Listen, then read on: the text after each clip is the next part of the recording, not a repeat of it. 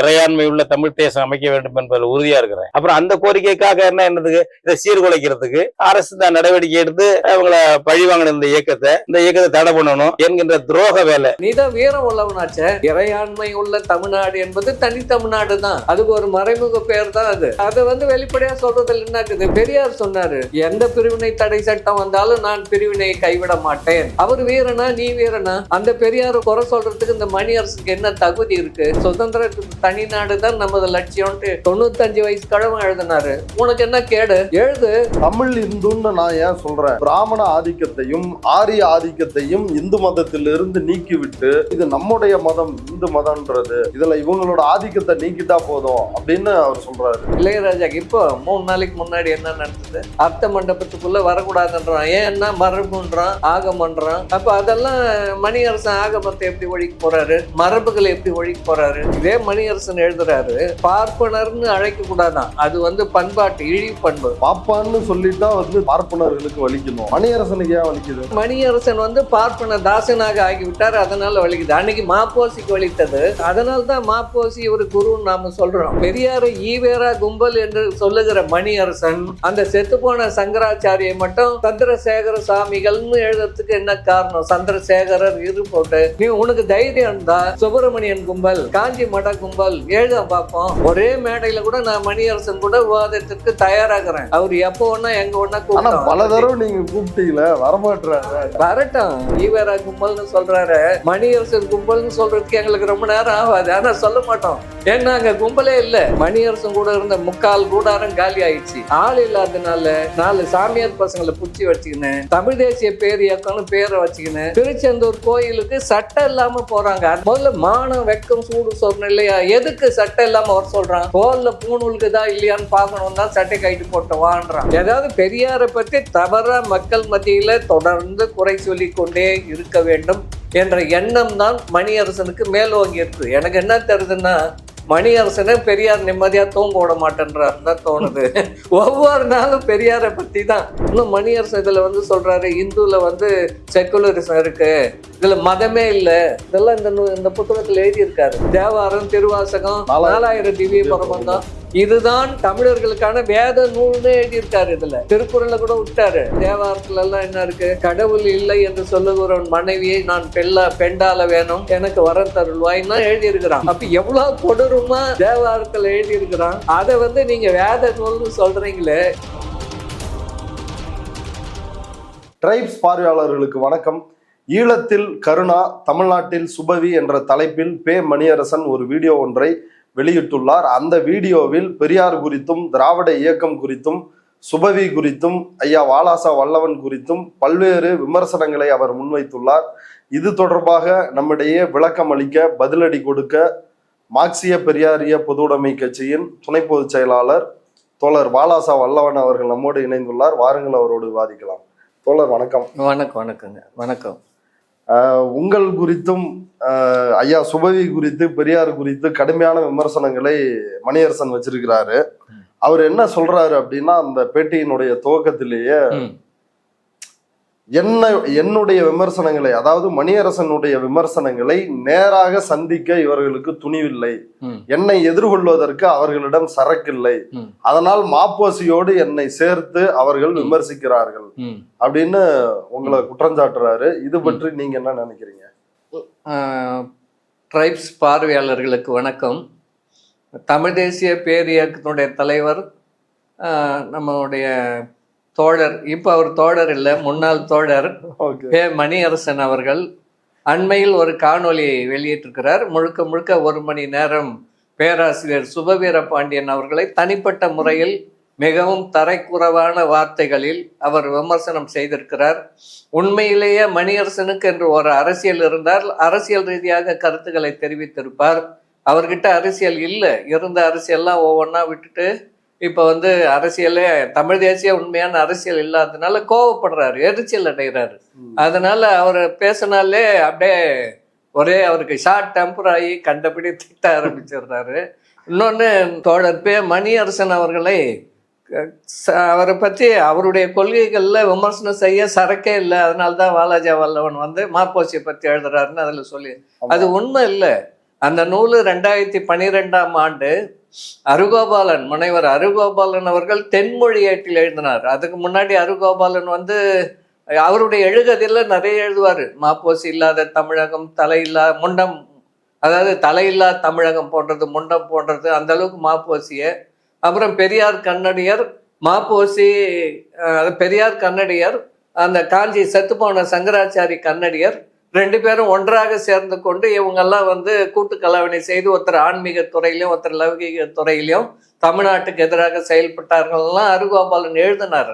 அதுக்கு தான் நான் மறுப்பு எழுதினேன். உண்மையிலே பெரியார் ஒரு நாளும் சங்கராச்சாரியை பார்க்கவில்லை. ஆனால் அருகோபன் தலைவராக ஏற்றுக்கொண்ட மாப்போசி சங்கராச்சாரியாரை சந்தித்தார் என்பதை நான் ஆதாரங்களோடு எழுதியிருக்கிறேன். ஆக அவங்க பக்கம் தவறை வச்சுக்கின்னு தவறை நம்ம பக்கம் பேசுறது, அதை திட்டமிட்டு நீண்ட காலமா அவர் செய்யறாரு. அதே போல தமிழர் கழகம்னு காலையில வச்சாங்க, பெரியார் தான் அதை உணவு இடைவேளை நேரத்துல திராவிடர் கழகம் மாத்தி, ஏன்னா இவர் தமிழர் இல்லை. அது இப்ப சீமான் கூட அண்மையில் அதை பத்தி பேசியிருந்தாரு. ஆனா உண்மையிலே அது இல்ல, ஒரு பதிலடி கொடுத்திருந்தோம். இப்ப நாமளே அதை பத்தி 10 பக்கம் இருக்கு என்கிட்ட, ஏப்போர்ல டைப் பண்ணி வச்சிருக்கிறேன். திராவிடர் கழகம் பெயர் மாற்ற வரலாறு இணையத்திலிங்குது, கீட்டுலிங்குது, யார் ஒன்னா பாத்துக்கலாம். ஒரே நாள்ல நடந்ததல்ல, ஓராண்டு காலமாக 1943 தீர்மானங்கள் நிறைவேற்றப்பட்டன. இன்னொன்னு, தமிழர் கழகம்னு பேர் வைக்கணும்னு யாருமே சொல்லல. வெளியேறி சென்றவர்கள், திராவிடர் கழகம் பேர் மாற்ற வேண்டாம் என்று சென்றவர்கள் நீதி கட்சி என்றே இருக்க வேண்டும் என்றுதான் விரும்பினார்கள். வெளியே போன பிறகு கூட அம்பேத்கரை வர வைத்து கூட்டம் நடத்துகிறார்கள் கனிமர ஹோட்டல்ல 1944. அப்ப கூட நாங்கள் தான் உண்மையான நீதி கட்சி அப்படின்னு தான் அவங்க சொல்லி கொண்டிருந்தார்கள். தமிழர் கியாபே விஸ்வநாதன் அவர்களே தமிழர் கழகம் வைக்கணும்னு நான் பேசலன்னு மணிமேகலை அவர்கள் எம்பியில் ஆராய்ச்சி செய்யும் போது கியாபி அவர்களை உயிரோடு இருந்த போது நேர்காணல் செய்து எழுதியிருக்கிறார். இன்றைக்கும் அது நூல் வடிவில் இருக்கிறது. தமிழ்நாட்டு நீதி கட்சி என்று பெயர் வைக்க வேண்டும் என்று கோரினேன் அப்படிதான் அவர் சொல்லியிருக்கார். தமிழர் கழகம் சொல்லல. அப்புறம் 2 ஆண்டு கழிச்சு 46 திராவிடர் கழகத்தை நீதி கட்சின்னு வைக்கணும்னு பழைய பேரு நீதி கட்சி தான், அதுதான் திராவிடர் கழகமா மாத்துறாங்க. கியாப்ப வந்து அந்த நீதி கட்சியை தமிழ்நாடு நீதி கட்சின்னு வைக்கணும் அப்படின்னு, தமிழ்நாடு அளவுல செயல்படணும், தமிழ்நாடு நீதி கட்சின்னு வைக்கணும் அப்படின்ற கோரிக்கை முன்வைத்ததாக கியாப்பே தெரிவித்திருக்கிறார். தமிழர் கழகம் அவரும் சொல்லல. தமிழர் கழகம் பின்னாடி ஆரம்பிச்சாங்க. கியாப்பேவும் நாவலர் சோமசுந்தர பாரதியாரும் ஒரு 2 ஆண்டு காலம் நடத்தினாங்க. 46 48 50 வரைக்கும் கியாப்பே இதழ் கூட நடத்தினார் தமிழர் நாடுன்னு. அதுதான் உண்மையான வரலாறு என்பது அதுதான். ஆனா இவங்க வேணும்னே அருகோபால் திட்டமிட்டு பெரியார் மீது போய், அதே போல தியாகராய செட்டியாரையும் அந்த பொட்டி ஸ்ரீராமுலு அவங்கள இணைச்சு இவர் அவருடைய மருமகன், அதனால இவர் தியாகராய செட்டியார் நீதி கட்சி தலைவர். அவர் கேட்டார், அப்புறம் எனக்கு தியாகராய செட்டியாரை முன்னாடியே படித்திருக்கிறேன், இதுக்காகவே பொட்டி ஸ்ரீராமுல படித்தார். தியாகராய செட்டியார் வந்து அவருடைய பெண்களை எல்லாம் அவங்க உறவுக்கு தான், அவங்க தேவாங்க செட்டியார். இப்போ இவர் வந்து பேரி செட்டி, பொட்டி ஸ்ரீராமுல பேரி செட்டி. மனைவி இறந்த பிறகு இவர் வந்து வெறுப்பாயி காந்தி ஆசிரமத்தில் போயெல்லாம் இருக்கிறாரு. அதுலேருந்து வந்து தான் காங்கிரஸில் தான் இருக்கிறாரு. இவருக்கும் அவருக்கும் எந்த தொடர்புமே கிடையாது. ஆனால் 2 பேருமே செட்டியாருங்கிறது பொய்யாக ஒரு முடிச்சு, வெவ்வேறு செட்டியார்னு கூட அருகோபாலுக்கு தெரியல. எப்படி வந்து, அதாவது பெரியாரை நீதி கட்சியை அவதூறு செய்ய வேண்டும், தெலுங்கர்கள் வந்து தமிழ்நாட்டில் ஆதிக்கம் பண்றாங்கன்றதுக்காக இப்படி எல்லாம் இவங்க உண்மையிலேயே இவங்களுக்கு தமிழ் தேசியத்தின் பேர்ல அக்கறையோ விருப்பமே கிடையாது. ஏன்னா அப்படி இருந்திருந்தா பெரியாரை இவ்வளவு கடுமையாக பேச வேண்டிய அவசியம் இல்லை. ஏன்னா இவர் தான் தமிழ்நாடு தமிழருக்கேன்னு முதல்ல சொன்னவரே பெரியார் தான். இந்தியா ஒரு நேஷனான்னு 1930 கேட்டாரு. அதுவும் வன்னியர் சங்க மாநாட்டில் சேலத்துல பெரியார் பேசினாரு. குடியரசுல பதிவாயிருக்கு 30/6/1930 குடியரசு ஏட்டில் இந்தியா ஒரு நேஷனா ஆணைமுத்தையா தொகுப்புல முதல்ல வந்து இப்ப எல்லாரும் அதை வெளியிடுறாங்கன்னு வச்சுக்கோங்களேன். ஓகே, அப்ப மணியரசனை எதிர்ப்பதற்கு சரக்கு இல்லாமல் மாப்போசியோட சேர்க்கிறாங்க அப்படின்றதுல எந்த உண்மையும் இல்லையா? மணியரசனை எதிர்ப்பதற்கு உங்கள்கிட்ட எந்த சரக்கும் இல்லையா? மணியரசனை நான் 2016 மணியரசனுக்கு முகநூல்ல கேள்விகளா கேட்டுக்கொண்டு இருந்தேன். அவர் சொல்றதெல்லாம் உண்மை இல்லை, பொய். நீங்க உண்மையிலேயே படிச்சீங்களா அயோத்திதாசர் சிந்தனைகளை, கியாப்பேவை நீங்க படிச்சீங்களா அப்படியெல்லாம்? அது வந்து முகநூல்ல இருந்தது. 2016 எழுதினேன். 2020 திராவிடர் விடுதலை கழகம் அவங்களுடைய அந்த வலையொலி பதிவுல dvkperiyar.com அதுல மின்னூலாக்கி வச்சிருந்தாங்க இதை அப்படியே. இப்போ 2024 திராவிடியர் ஸ்டாக் இப்போ இதை வந்து அச்சு நூலாக வெளியே கொண்டு வந்திருக்கிறார்கள். இதுல வந்து நான் மணியரசனை 2016 கேள்விகள் கேட்டுக்கொண்டிருக்கிறேன். அவர் மீது விமர்சனத்தை வைத்திருக்கிறேன். ஏன் இதே ட்ரைப்ஸ்லயே பல முறை மணியரசனை பத்தி அவர் சொல்றதெல்லாம் தவறு அப்படின்ட்டு பேசியிருக்கிறேன். மேடவாக்கத்தில் நடந்த கூட்டம், செய்தியாளர் அரங்கத்தில் நடந்த கூட்டம், எது உண்மையான தமிழ் தேசியம், அதுலெல்லாம் நிறைய கேள்விகளை வைக்கிறோம். ஆனா வேணும்னு பச்சை பொய், அதாவது அவரு மனதறிந்து பொய் சொல்றாரு. என்கிட்ட வந்து சரக்கு, என்கிட்ட வந்து நேர்மை இருக்கு, உண்மை இருக்கு, என்கிட்ட கொள்கை இருக்கு, அதை இவங்களால வந்து கண்டுபிடிக்க முடியாததுனால வேணும்னே மாப்போசி எழுதுறாங்க அப்படின்ட்டு. மாப்போசி வந்து நான் அருகோபாலனுக்கு மறுப்பா தான் எழுதினேன், மணியரசனுக்கு மறுப்பா எழுதல. இவரா அதை எடுத்து வைத்துக் கொள்ளுகிறார், அவ்வளவுதான். இப்ப அடுத்து இன்னொரு விஷயத்த இவர் மணியரசன் வந்து குற்றச்சாட்டை வைக்கிறாரு. திருத்தணியை மீட்டெடுத்த அந்த வடக்கல்லை போராட்டத்தின் தலைவர் வந்து மாப்போசி. அதுல வந்து 2 பேர் உயிரிழந்தாங்க. அவர் இல்லைன்னா நமக்கு வந்து வடக்கல்லையை மீட்டிருக்க முடியாது. இதுல திமுகவின் பங்கு என்ன, அண்ணாவின் பங்கு என்ன, திராவிட இயக்கத்தின் பங்கு என்ன, பெரியார் வந்து அவர்களுடைய தாய் மாநிலம் ஆந்திரா இந்த மாதிரியான மாநிலங்களுக்கோட அவங்களோட நிலம் போயிடக்கூடாது அப்படின்றதுனால அமைதி காத்தாரு, அந்த போராட்டத்துல எல்லாம் கலந்துக்கல அப்படின்னு பல்வேறு குற்றச்சாட்டுகளை வைக்கிறாரு. இது உண்மையா? அது உண்மை கிடையாது. அது வந்து உண்மை கிடையாது. மாப்போசி வந்து காங்கிரஸ் கட்சியில் தான் மாப்போசி இருந்தார் தொடக்கத்திலிருந்து. 1946 ஒரு தேர்தல் நடைபெறுகிறது. அதாவது டெல்லிக்கும் நடக்குது, சென்னை மாகாணத்துக்கும் நடக்குது. மாப்போசி அவர்களுக்கு டெல்லியில் எம்பி ஆகிறதுக்கு சீட்டு கொடுக்குறாங்க. தமிழ்நாடு காங்கிரஸ் கமிட்டி சீட்டு வழங்கியது.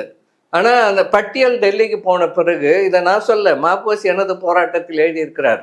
பட்டியல் டெல்லி அவருடைய வாழ்க்கை வரலாறு அவரே எழுதுந்து. பட்டியல் டெல்லிக்கு போகிறது. டெல்லியில் இருக்கிறவங்க மாப்போசிக்கு ஆங்கிலமும் தெரியாது, இந்தியும் தெரியாது, இவர் எதுக்கு டெல்லிக்கு வந்து என்ன பண்ண போறாரு வேண்டான்ட்டு நரசிம்மராவ் கொடுத்துட்றாங்க வட சென்னையை. யாரு பின்னாடி பிரதமராக வந்தாரு?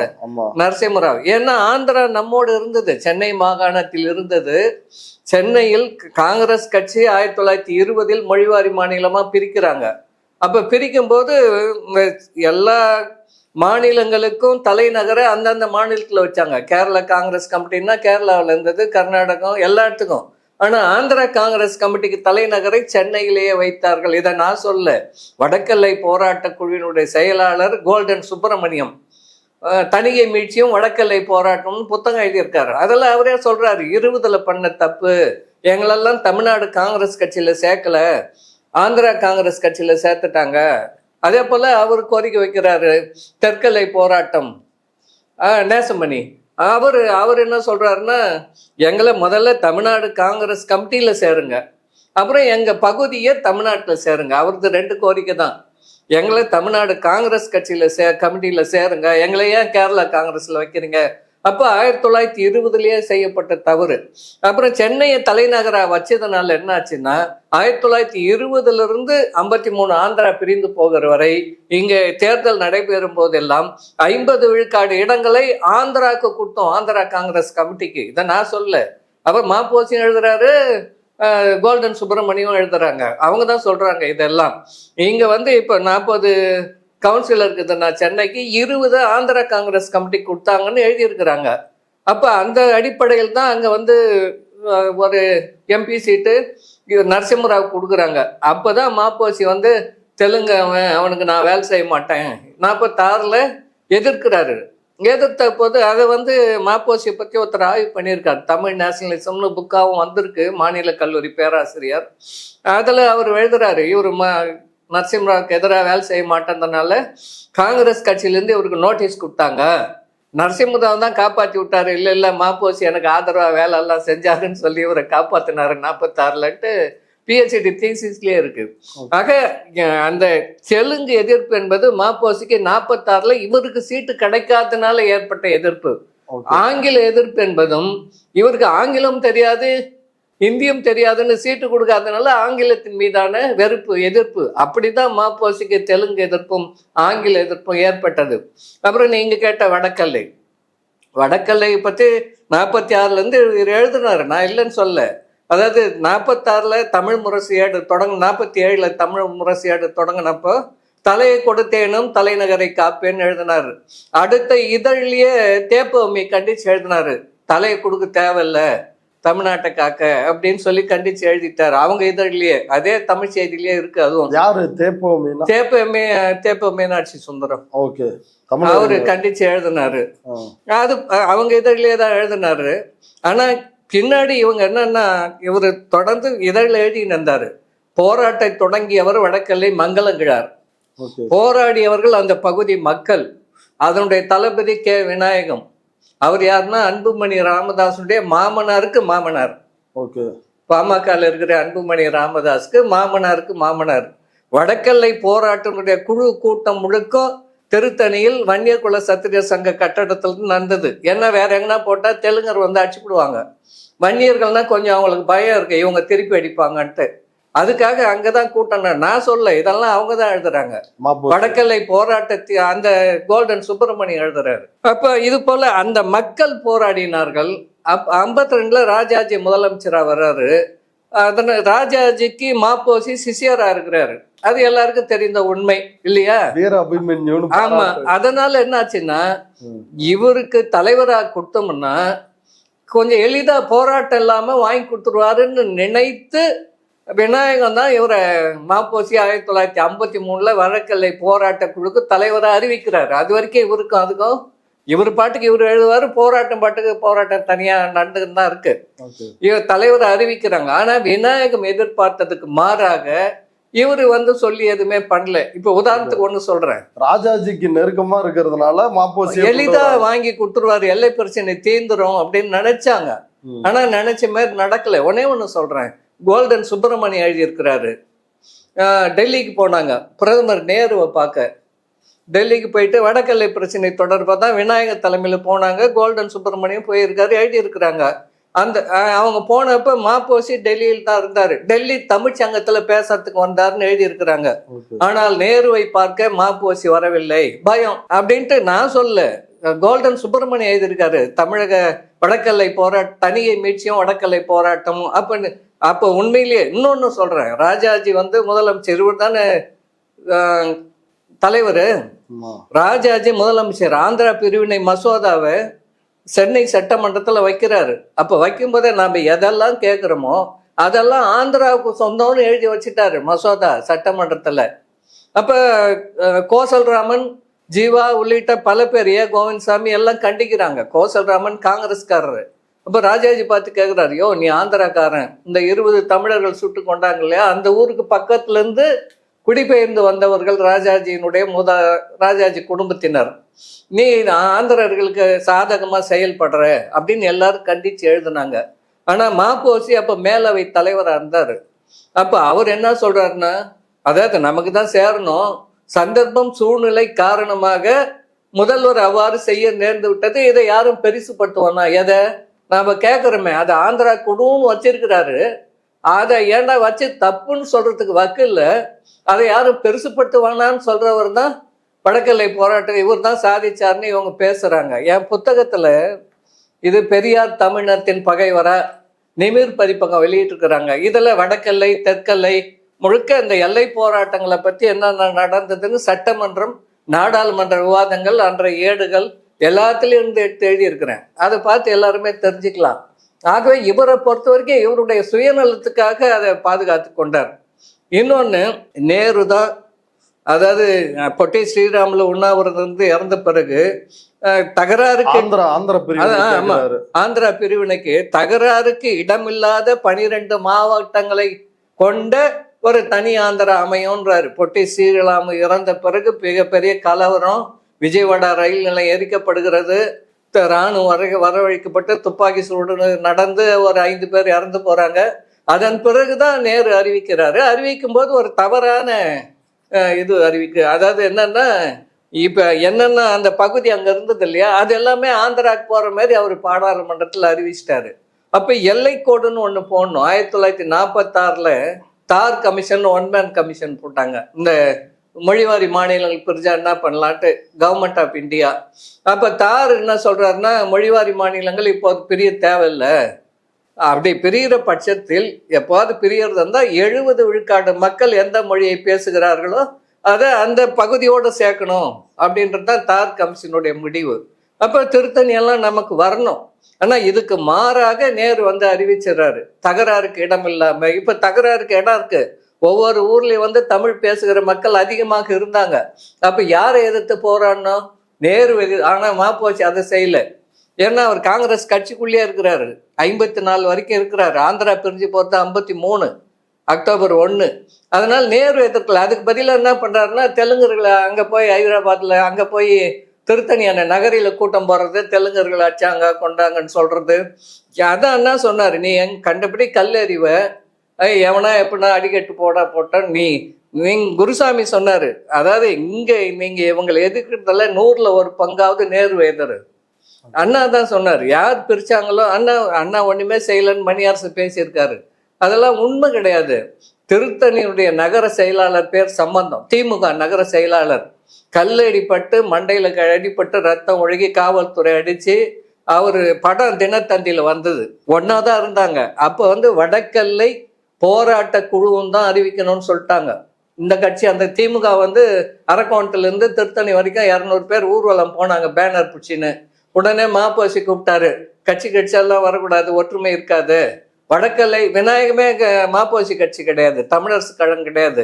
அவர் பிரஜா சோசியலிஸ்ட் கட்சி, எதிர்கட்சி, அன்றைக்கு ஆளுங்கட்சிக்கு எதிர்கட்சி அவர். அதனால எல்லாம் ஒரு ஒன்னா இருக்கணுன்றதுனால இவங்க எல்லாரும் சேர்ந்து வடக்கல்லை பாதுகாப்பு குழு, அதுல அந்த மக்கள் தான் போராடினாங்க.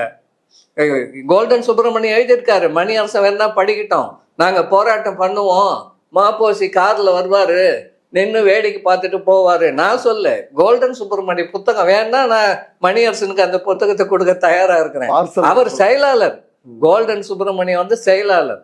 இவங்க நடத்த முதல் மாநாட்டுக்கு பெரியார் வாழ்த்து செய்தி அனுப்பி இருக்கிறத கோல்டன் சுப்பிரமணியம் பதிவு பண்ணியிருக்கிறார். வடக்கல்லை போராட்ட குழு நடத்திய முதல் மாநாட்டுக்கு பெரியார் வாழ்த்து செய்தி, ஜிடி நாயுடு வாழ்த்து செய்தி, பல செய்திகளை மாப்போசி எழுதல எனது போராட்டத்தில், ஆனால் கோல்டன் சுப்பிரமணியம் எழுதியிருக்காரு. அதாவது இப்படிதான் இருந்தது. இன்னொன்னு, நீண்ட காலம் அது இழுத்துச்சு. 56ல் இந்தியாவில் மொழி மாநிலம் பிரியுது. ஆனா திருத்தணி எப்போ வருது? நமக்கு 60 தான் வருது. தெற்கல்லை பற்றி தீர்வுகள் சொன்ன அந்த கமிஷன், மொழி மாநில குழு இருக்குது இல்லையா, அதுல வந்து வடக்கல்லை பற்றி ஒரு வரி கூட இல்லை. ஏன்னா ராஜாஜியும் அங்க வந்து பிரகாசமும் முதலமைச்சர் 2 பாப்பானோ நாங்களே பேசி தேர்த்துக்கிறோம், நீங்க இதுல தலையிட வேணான்றதுனால வடக்கல்லை பற்றி அந்த குழு அறிக்கையில ஒரு வரி கூட கிடையாது. இதெல்லாம் காலம் இழுத்து கொண்டு செல்வதற்கு காரணமாக இருந்தது. இன்னொன்னு, இவரை நம்பவே இல்லை மக்கள். மணியார் சொல்றாருல, நம்பவே இல்லை. திருத்தணியில 200 பேர் என்ன பண்ணாங்கன்னா, 2 ஆண்டா இவர் எந்த போராட்டமும் நடத்தலை, மாப்போசி 53. அப்புறம் அவங்களுக்கு கோபம் வருது, சரி போய் நம்ம வந்து செய்யலான்ட்டு திருத்தணி மும்பை எக்ஸ்பிரஸை மறியல் பண்றாங்க. தந்தி கம்பி எல்லாம் அறுத்து விட்டுறாங்க, யாரும் பேசக்கூடாது சொல்லக்கூடாது பண்ணிட்டு நிக்குது, நீண்ட நேரம் நிக்குது. இந்து நிருபர் தந்தி அடிச்சுதான் மாப்போசிக்கே செய்தி தெரியும். இதுவும் கோல்டன் சுப்பிரமணியம் எழுதி இருக்கிறாரு. அங்க போராட்டம் நடக்குது, அவர் போராட்ட குழு செயலாளர். அப்புறம் மாப்போசி வந்து தெரிஞ்சு அடிச்சு ஓடி அந்த அவசரமா அன்னைக்கு மாலை வந்து, நான் தலைவர் எனக்கு தெரியாம எப்படி செய்யலாம், இன்னும் என்னென்ன செய்ய போறீங்க அப்படின்லாம் கோபமா, இவர் கை விட்டு போய் தலைமை அப்படின்றதுனால வந்து நான் எழுதியிருக்கிறேன் என்னுடைய நூல்ல. கேட்டாரு, உங்களுக்கு என்ன ரயிலு நிறுத்தணும் அவ்வளோதானே, நாளைக்கு நிறுத்தலாம் வாங்கன்னு 10 பேரை கூட்டிட்டு போறாரு மாப்போசி. அரக்கோணத்திலிருந்து திருத்தணி போறதுக்குள்ளே ஒவ்வொரு பெட்டியில 2 பேர் 5 பெட்டியில் ஏறிக்குங்க, 2 நிமிஷத்துக்கு ஒரு முறை ஒருத்தர் பிடிச்சி இழுங்க அப்படின்னு இழுக்க வைக்கிறாங்க. இழுக்க வச்சாங்க, அங்கங்க நின்று போச்சு. அப்பெல்லாம் அந்த சங்கிலி பிடிச்சி இழுத்தா நின்றுடும் இல்லையா, அப்போ பேப்பர்ல வருது. அப்போ நேருக்கு தெரிஞ்சது, அவருக்கு கோவம் வந்துச்சு. ரயிலை நிறுத்துவர்கள் காட்டு மிராண்டிகள். அவர் எப்பவுமே சைல்ட்னஸ், மேட்னஸ், பைத்தியக்காரத்தனம், குழந்தைத்தனம், அது இது, ரயிலை நிறுத்துவர்கள் காட்டு மிராண்டிகள்னு சொல்லி சொன்னாரு. யார் நிறுத்தது? இவங்க தான் நிறுத்தினாங்க அதுக்கப்புறம். ஆனா இவங்களுக்கு கோவம் வரல, அண்ணா கோவம் வந்தது, அறிஞர் அண்ணா கோவம் வருது. அவர் சொன்னாரு, நேருக்கு இவ்வளவு திமிரா, நாங்க யாருன்னு காட்டுறோம். அதனால 15/7/1953 அன்று தமிழ்நாடு முழுவதும் ரயில் நிறுத்த போராட்டம் நடைபெறும் திமுக சார்பில் அறிவிச்சாரு. 600 இடங்கள்ல ரயில் நிறுத்த போராட்டம் நடந்தது. எல்லாம் பதிவாயிருக்கு, சட்டமன்றத்துல விவாதம் இருக்கு. துப்பாக்கி சூடு நடைபெற்றது, 10 பேர் இறந்திருக்கிறார்கள். வடக்கல்லை போராட்டத்துக்கு தான் இப்ப மணியரசன் திமுக. சொல்றாரு திமுகவுக்கும் வடக்கல்லைக்கு என்ன சம்பந்தம்? திமுக காரங்க 10 பேரா? ஆமா, அது பொதுமக்கள் கூட செத்து இருப்பாங்க. என்ன துப்பாக்கி சூடு கண்ட இடத்துல தூத்துக்குடியில இறந்தாங்க, கள்ளக்குடியில இறந்தாங்க, இன்னொரு இடத்துல 3 இடத்துல இறந்தாங்க. மொத்தம் 10 பேர் கணக்கு. சட்டமன்றத்துல ஒத்தி வைப்பு தீர்மானம் கொண்டாந்து கல்யாண சுந்தரம் பேசியிருக்காரு. நான் அதெல்லாம் எடுத்து என்னுடைய நூல்ல போட்டிருக்கேன். 10 தமிழர்களை சுட்டு கொன்ற ராஜாஜி ஏன் என்று கேட்காத மாப்போச்சின்னு ஒரு தலைப்பே போட்டு எழுதியிருக்கிறேன் என்னென்ன நடந்ததுன்ட்டு. இப்படியெல்லாம் அப்ப திமுக ஒண்ணுமே செய்யலன்னு தப்பு சொல்றது பிழை. மணியரசனுக்கு அது வரலாற்றை ஒழுங்கா படிக்காம பேசுறது தான் ஒரு செய்தியா இருக்குது. பொதட்டூர்பேட்டையில சித்தூர் மீட்பு மாநாடுன்னே போட்டாரு அண்ணா. சித்தூர் மீட்பு மாநாடு வேலூர்ல போட்டாரு. சித்தூர் மீட்பு மாநாடு 2 நாள் மாநாடு. சித்தூரை ஆக்கணும்னு திமுக குழு கொடுக்குது. போராட்டம் என்னன்னா மாப்போசி அந்த நேரம் குலக்கல்வி ஆதரிச்சார். அதனால திமுக என்ன பண்ணாங்க, வேலூர் வடார்காடு, அப்பெல்லாம் வேலூர் மாவட்டத்துக்கு முன்னாடி வடார்காடு மாவட்டம், மாப்போசியோடு ஒன்றிணைந்து எல்லை போராட்டங்களை எங்களால் இனிமேல் நடத்த முடியாது, அவரை தலைவராக ஏற்றுக்க முடியாது, நாங்கள் தனியாக நடத்துகிறோம் அப்படின்னு நடத்தினாங்க. வடக்கல்லை போராட்டத்திலும் திமுகவுக்கு பெரிய பங்கு இருக்கு. தெற்கல்லை போராட்டத்திலையும் அதே போல அந்த நீதிமன்றம் முன்னாடி மறியல் பண்ணாங்க. 110 பேர் திமுகவினர் மறியல் பஞ்சு செங்கோட்டை நீதிமன்றம் முன்னாடி மறியல் செய்து 3 மாத சிறையில் இருந்தாங்க. இந்த தேவிகுளம் பீர்மேடு மீட்புக்காக தான். அதுக்கும் மாநாடெல்லாம் நடத்தியிருக்கிறாங்க. பல செய்திகள் இருக்கு. இதெல்லாம் புத்தகமா இன்னும் வெளியே வராததுனால நான் எழுதியிருக்கிறேன். இந்த வரலாற்றை மாப்போசி மூடி மறைத்து விட்டு எல்லாமே அவர் பண்ண மாதிரி எழுதிக்கினாரு. அதே போல சென்னை மீட்பு கூட பெரியார் கடற்கரையிலேயே பேசுறாரு. நான் என் நூல்ல எழுதியிருக்கிறேன். நீங்க பிரிஞ்சு போயிட்டீங்க, இதுக்கப்புறம் தமிழ்நாட்டில் 2 மாநிலத்துக்கும் தலைநகரா 5 ஆண்டு இருக்கட்டும்னு சொல்றாங்க. அப்ப அதெல்லாம் முடியாது. நீங்க எப்போ பாக பிரிவினையாச்சோ பிரிஞ்சு போயிட்டீங்களா, கொஞ்ச நாளைக்கு அண்ணன் தம்பிங்க பிரிவினையில உங்க வீட்டுல ஆக்கி சாப்பிட்றேன், சமைச்சு சாப்பிட்றேன்னு கேட்கறது எப்படி தவறோ அது போல இது தவறு. நீங்க போனோம், உங்களுக்கு தமிழ்நாட்டில் எந்த உரிமையும் இல்லைன்னு பெரியார் பேசுறத நான் எடுத்து என் நூல்ல போட்டிருக்கிறேன். அப்படி இருக்கும்போது வேணும்னே பெரியார் திராவிடம் பேசுறதுனால அவரு சென்னை தமிழ்நாட்டில் இருந்தாருன்னா ஆந்திராவில் இருந்தாருன்னா எங்க இருந்தாருன்னா திராவிடத்தில் தானே இருக்க போதுன்னு மாப்போசி பொய்யாக எனது போராட்ட நூல்ல எழுதியிருக்கிறாரு. அதை படித்து விட்டு இன்றைய இளைஞர்கள் பெரியாரை பற்றி தவறான ஒரு புரிதலுக்கு வந்திருக்கிறார்கள். அவ்வளவுதான் அதை பற்றி. அதனால மணியரசன் சொல்லுவதில் எல்லை போராட்டத்தில் திமுக பங்கு இல்லைன்னு சொல்றதுல எந்த உண்மையும் இல்லை. அது ஆதாரமற்ற குற்றச்சாட்டு. அடுத்ததான் மணியரசன் என்ன சொல்றாருன்னா, சொல்லுங்க, தமிழ்நாட்டுக்கு தமிழ்நாடுன்னு பேர் வச்சதே திமுக தான் அப்படின்னு இந்த தகர டப்பாக்கள் திராவிட தகர டப்பாக்கள் தம்பட்டம் போட்டுக்கிறாங்க. ஆனா அண்ணா தமிழ்நாடுன்னு பேர் வைக்கல. அண்ணா தமிழ்நாடு TAMILNAD தமிழ்நாடு அப்படின்னு அண்ணா வச்சாரு. மாப்போசி தான் அதை கடுமையாக எதிர்த்து யூ சேர்த்துக்கணும், தமிழ்நாடுன்னு சேர்த்துக்கணும், TAMIZH அப்படின்னு எல்லுக்கு பதிலாக ZH சேர்த்துக்கணும், கடைசியா யூ சேர்த்துக்கணும் அப்படின்னு மாப்போசி வலியுறுத்தினாரு, கடுமையா எதிர்த்தாரு. அன்னைக்கு அண்ணாவோட கூட்டணியில இருந்த ராஜாஜி இவங்க 2 பேருக்கும் சமரசம் செய்து வைத்து அண்ணா சொன்ன TAMIL இருக்கட்டும், பிற்பாதியில இவர் கொடுக்குற யூ இருக்கட்டும், தமிழ்நாடு அப்படின்றது இருக்கட்டும் அப்படின்னு சமரசம் பண்ணி வச்சு அந்த பெயர் உருவானது அப்படின்னு மணியரசன் சொல்றாரு. அப்ப தமிழ்நாடு அப்படின்ற இந்த பெயரை பார்க்கும் பொழுதெல்லாம் எனக்கு மாப்போசி தான் நினைவுக்கு வருகிறார். இந்த திராவிடம் அதுலயும் துரோகம் தான் பண்ணி இருக்குது. அப்படியெல்லாம் ஒன்றும் இல்லை. அதாவது இவங்க சொல்றதுக்கு ஆதாரபூர்வமான சான்றுகள் எதுவும் இல்லை. தமிழ்நாடுன்னு பல முறை திமுக தன்னுடைய இதழ்கள்ல எழுதியிருக்கிறாங்க. இப்ப காங்கிரஸ் ஆட்சியில 3 முறை தமிழ்நாடு பெயர் மாற்ற தீர்மானம் தோல்வி அடைந்திருக்கிறது. யார் கொண்டு வந்தா? விநாயகமே கொண்டாந்தாரு 56ல.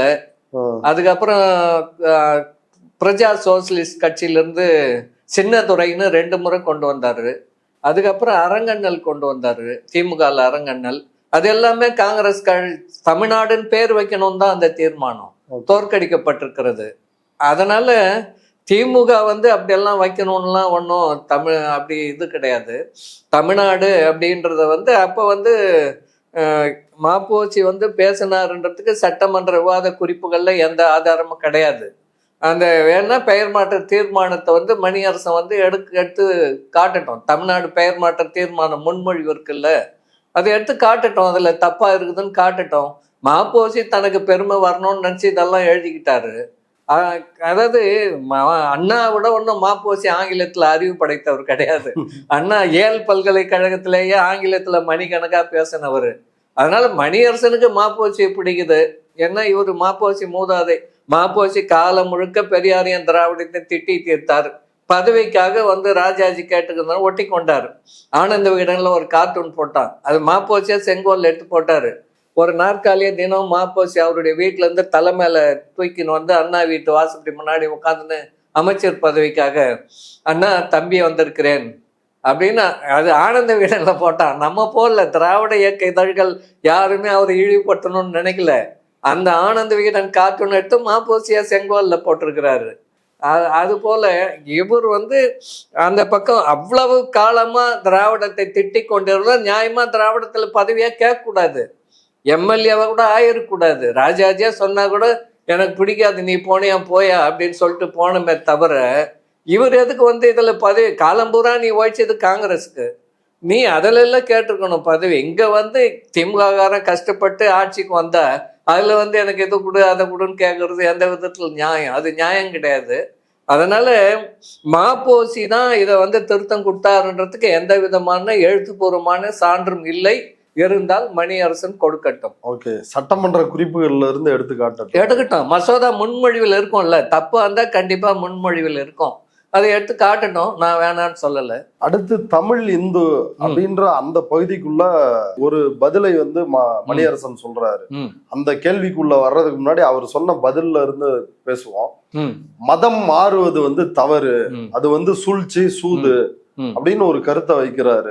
இதை எப்படி புரிஞ்சுக்கிறது? இது வந்து ஒரு பாஜக குரல் மாதிரி இல்லையா? ஆமா, அதாவது இவர் வந்து மதம் மாறுவது தவறு என்று சொல்லுவதே முதல்ல தவறு.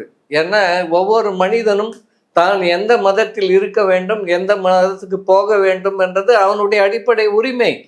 இன்னைக்கு கிறிஸ்தவனா போகலாம், இஸ்லாமியனா போகலாம். இப்போ மீனாட்சிபுரத்துல மாறினாங்க. கேரளாவில் நிறைய கிறிஸ்டியன். ஏன் சாதிய ஒடுக்குமுறை இருந்ததுனால நம்ம இதுல இருந்து தப்பிக்க வேண்டும். இப்ப அம்பேத்கர் கூட பௌத்தம் அறிவிச்சாரு, 35ல் அறிவிச்சாரு, 56ல மாறினாரு.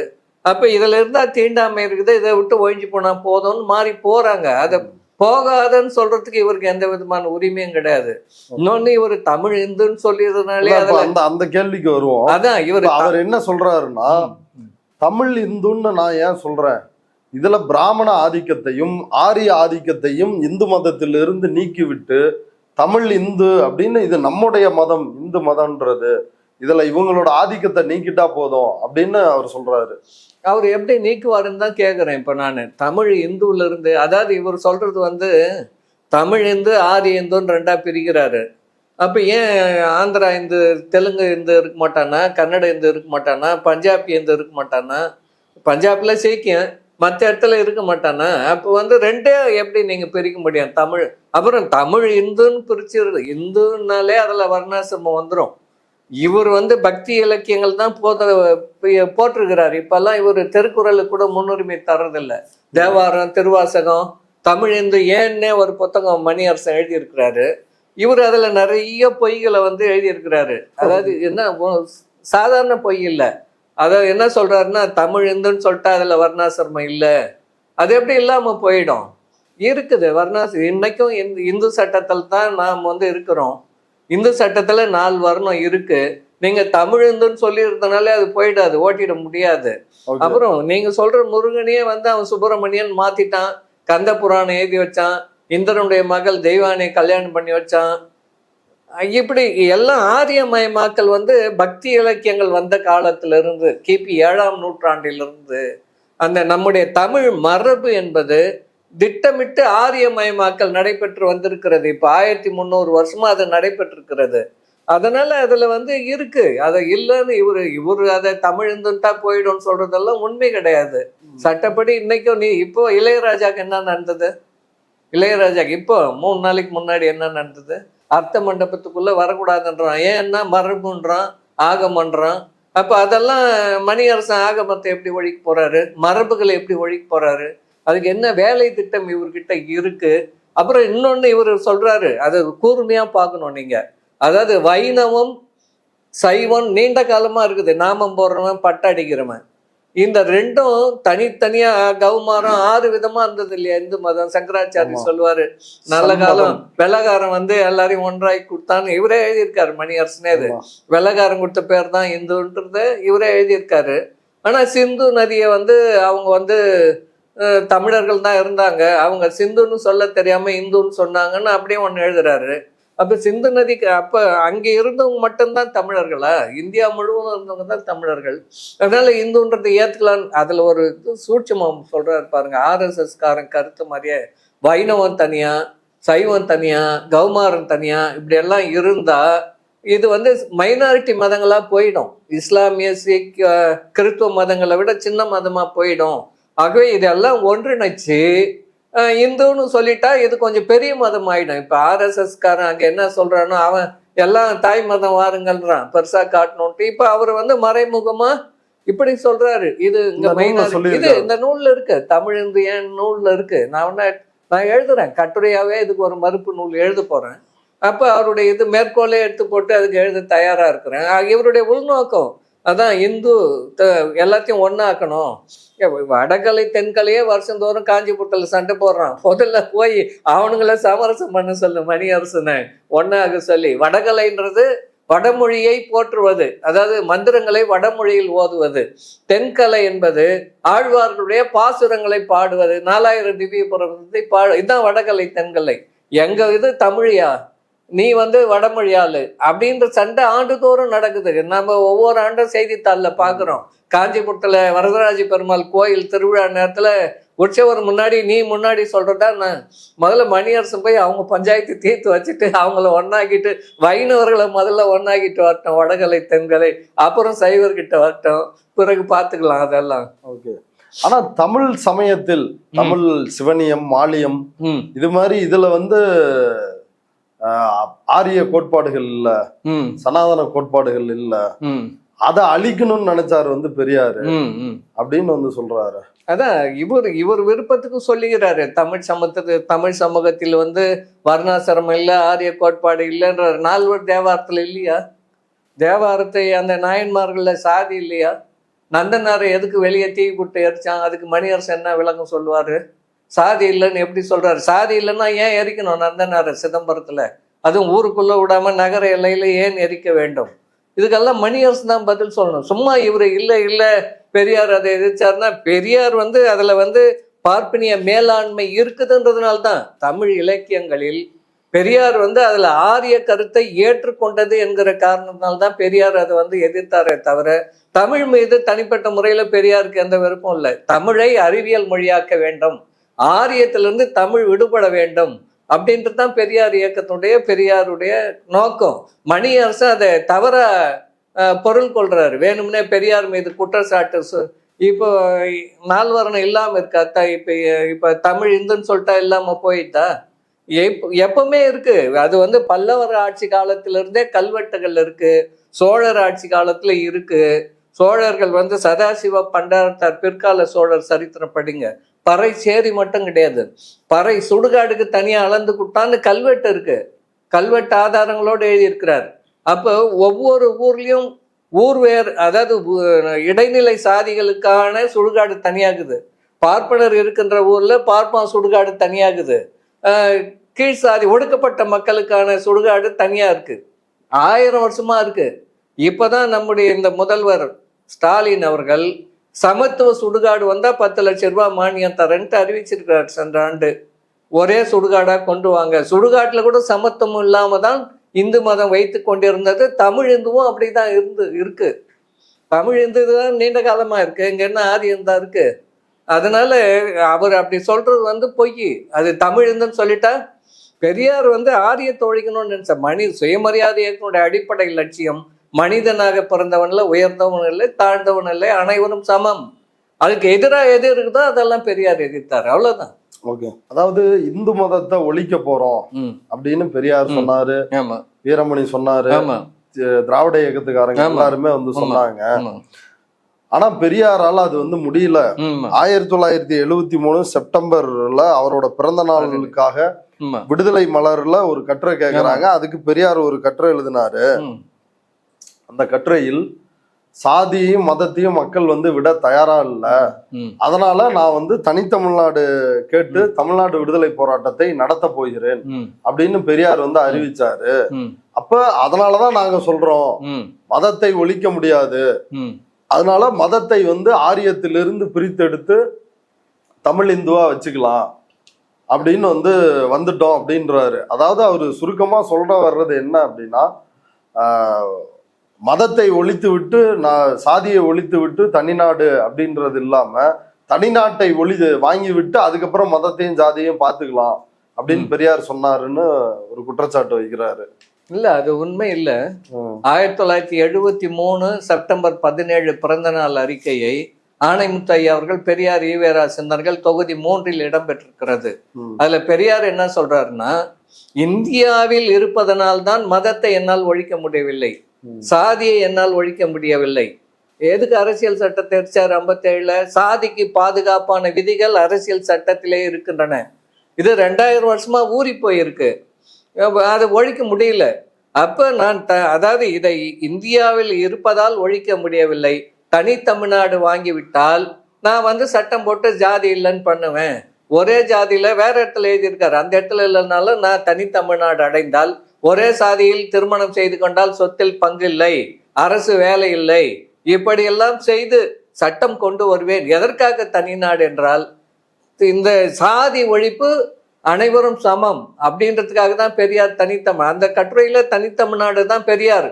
அதுல கடைசியா வரும் 3 வரி, அதாவது கைகளில் தமிழ்நாடு தமிழருக்கே என்று பச்சை குத்தி கொள்ளுங்கள், உங்கள் வீட்டில் தமிழ்நாடு தமிழருக்கே என்று எழுதி வையுங்கள், ஆயிரக்கணக்கான லட்சக்கணக்கான பேட்ஜ் தமிழ்நாடு தமிழருக்கே என்று அச்சிட்டு ஊர்தோறும் பரப்புங்கள், மாணவரிடம் கொடுங்கள்.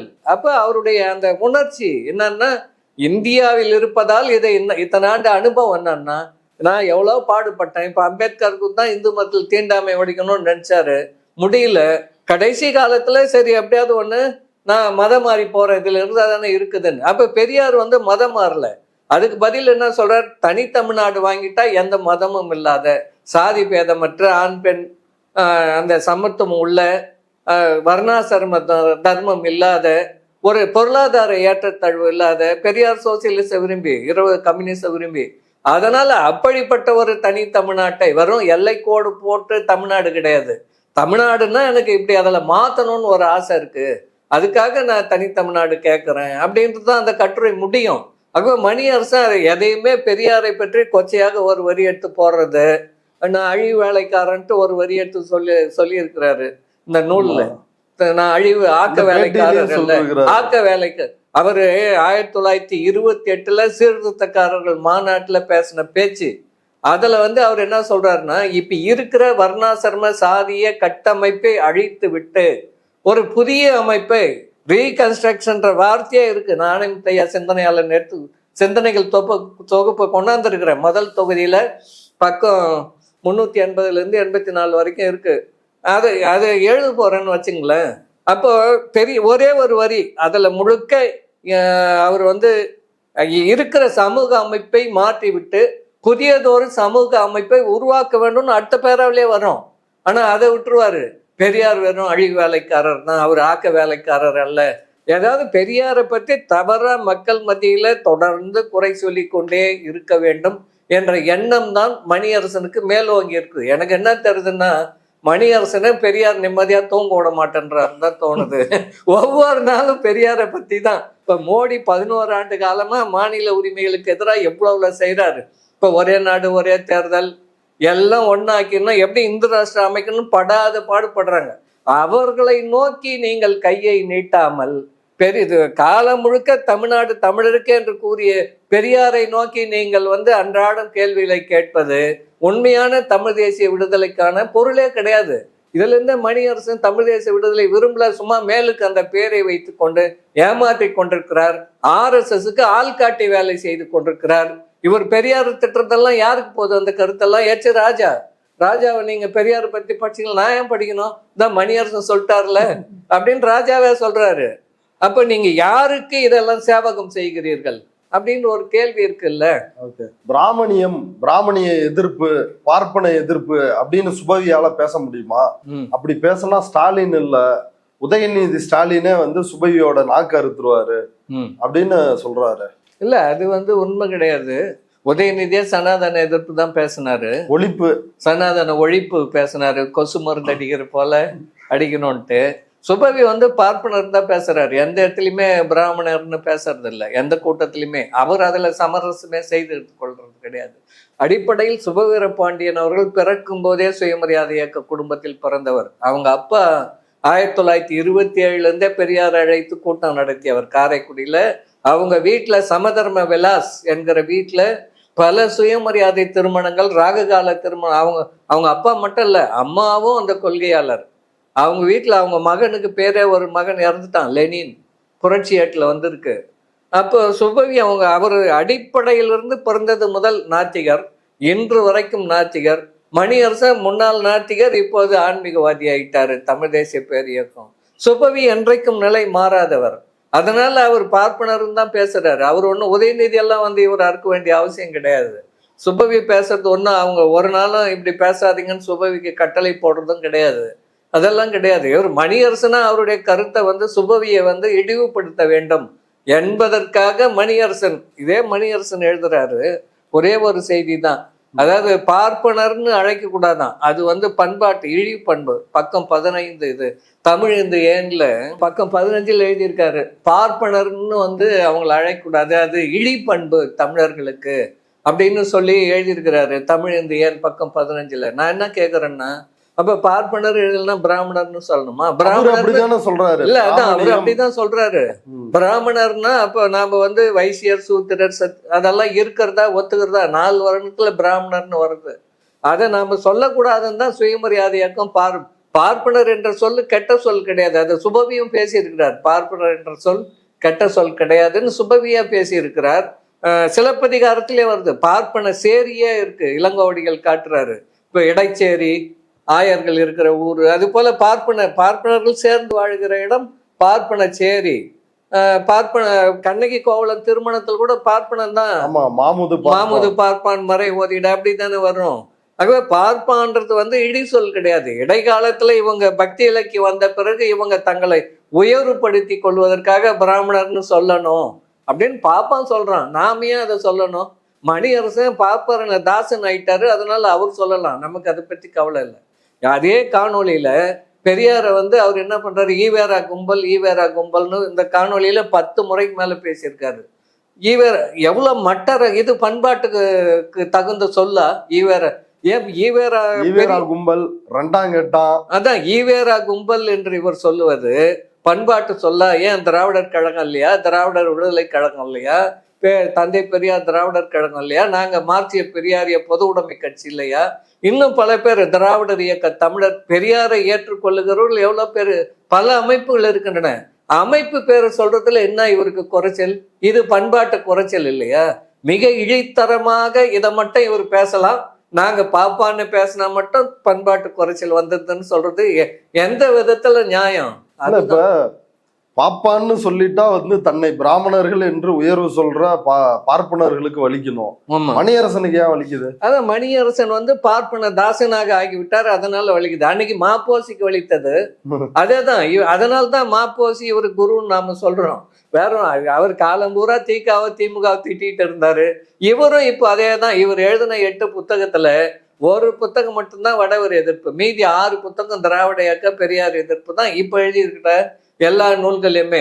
அதனால மணியரசனுக்கு இவருக்கு உண்மையான தமிழ்நாடு விடுதலை இருந்தா இவ்வளோ பண்பாட்டு குறைச்சலான்னு சொல்றாரு. இவர் சங்கராச்சாரிய இதே நூல்ல தமிழ் இந்தியன்ல சந்திரசேகரர், அந்த அந்த காஞ்சி சங்கராச்சாரி செத்து போனவர் ஈர்வு போட்டு எழுதுறாரு. ஈவேராக்கு பேரு, பெரியாருக்கு பேரு ஈவேரா தான் கேட்கின்ற மணியரசனுக்கு நான் ஒரே கேள்விதான், சங்கராச்சாரிக்கு என்ன பேரு? செத்து போன சங்கராச்சாரிக்கு சாமிநாதன், அவருடைய பேர் சாமிநாதன். சங்கராச்சாரி என்பது பட்டம். அவர் விழுப்புரம் பக்கத்துல மகாபெரியவா, அந்த மகாபெரியவா அவரை சொல்றீங்க? அது ஆமா, செத்து போன சங்கராச்சாரிக்கு பேரு சாமிநாதன். இப்ப அந்த நடுசங்க ஜெயேந்திரனுக்கு பேரு சுப்பிரமணியன். ஒவ்வொருத்தனுக்கும் வேற பேர் இருக்கு. நீ பெரியாரை ஈவேரா கும்பல் என்று சொல்லுகிற மணியரசன் அந்த செத்துப்போன சங்கராச்சாரியை மட்டும் சந்திரசேகர சாமிகள்னு எழுதுறதுக்கு என்ன காரணம்? சந்திரசேகரர் போட்டு நீ உனக்கு தைரியம் இருந்தா சுப்பிரமணியன் கும்பல், காஞ்சி மட கும்பல் எழுத பார்ப்போம். அப்ப நீ யார் என்பது உன்னுடைய எழுத்துக்கள்ல இருந்தே தெரிஞ்சுது. நீ பெரியாரை திட்டுவதற்காக, பார்ப்பன உயர்வை போற்றுவதற்காக தான் தமிழ் இந்துன்னு சொல்ல வர்ற அப்படின்றதுதான். ஈவேரா கும்பல் அது என்ன நாகரிகமானு சொல்ல, பண்பாட்டு சொல்ல? மற்றவனை நாங்க மட்டும் பாப்பான்னு சொன்னா தமிழர்கள் இவ்வாறுலாம் பேசக்கூடாது, நம்ம தமிழர் பண்பாட்டுக்கு இழிவு அப்படின்னு எழுதுற மணியரசன் இதை மட்டும் இப்படி சொல்றது. சங்கராச்சாரிய அவர்னு எழுதுறது, பெரியார் அவன் எழுதுறது, ஈவேரா கும்பல்னு எழுதுறது, இதெல்லாம் எந்த விதத்தில் நாகரிகம்? உனக்கு கருத்து இருந்தா பெரியார் கருத்துல இது எது தப்புன்னு வை. நாங்க பெரியார் ஆட்கள் பதில் சொல்ல தயாராகிறோம். ஒரே மேடையில கூட நான் மணியரசன் கூட விவாதத்திற்கு தயாராகிறேன். அவர் எப்போ ஒன்னா எங்க ஒன்னா கூப்பிட்டோம். பல தடவை நீங்க கூப்பிட்டீங்களே, வரமாட்டேன். அவரு வரட்டும்ன்றேன், அவர் வரட்டும், விவாதம் பண்ணலான்றேன், தயாரா இருக்கிறேன்னு சொல்றேன். ஆனா வரமாட்டாரு. வரட்டும், எப்ப இருந்தாலும் சரி பாத்துக்கலாம். அடுத்து அதே மாதிரி இன்னொரு கருத்தை வைக்கிறாரு.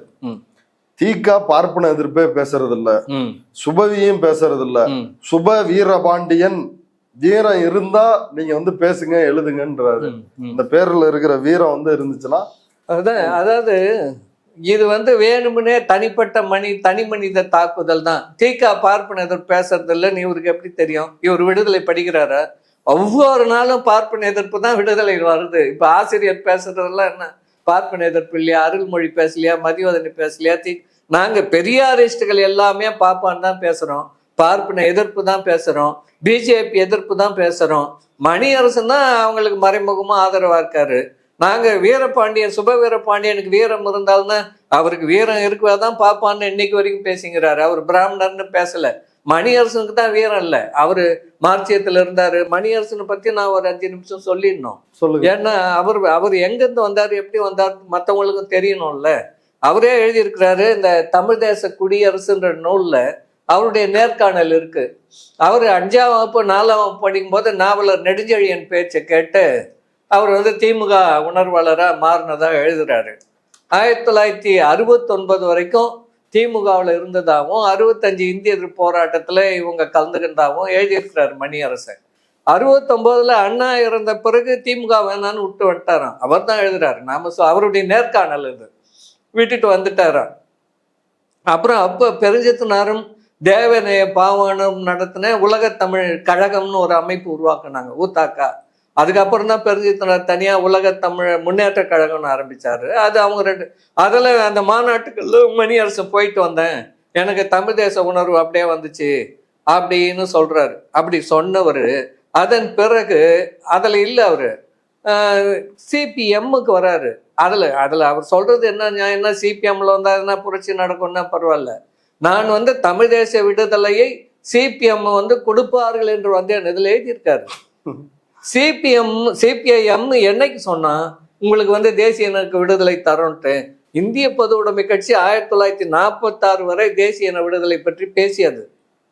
47 பாகிஸ்தான் பிரிந்த பிறகு அவருக்கு அதெல்லாம் கைவிட்டாங்க. 50க்கு பிறகு ஒரு நாளும் இந்தியாவில் தேசிய இனங்கள் இருக்கின்றன என்பதை ஏற்றுக்கொள்ளவில்லை. தேசிய இன விடுதலை பற்றி நம்ம ஈழ போராட்டம் வந்த போது கூட அதுக்கு எதிராக தான் இருந்தது பொது உடைமை கட்சிகள். மக்கள் அதிகாரம் உள்பட அப்ப எதிராக தான் இருந்தாங்க. எல்லா பொது உடைமை கட்சிகளும் ஈழ விடுதலைக்கு எதிராக இருந்தாங்க. மணியரசன் நான் தமிழ் தேசம் கொடுப்பாங்கன்ட்டு தான் அதுக்கு போனேன். அதுல 15 வருஷம் இருக்கிறாரு, முழு நேர ஊழியராக வேலை செஞ்சிருக்காரு. 70ல இருந்து 85 வரைக்கும் அவருடைய நேர்காணல்.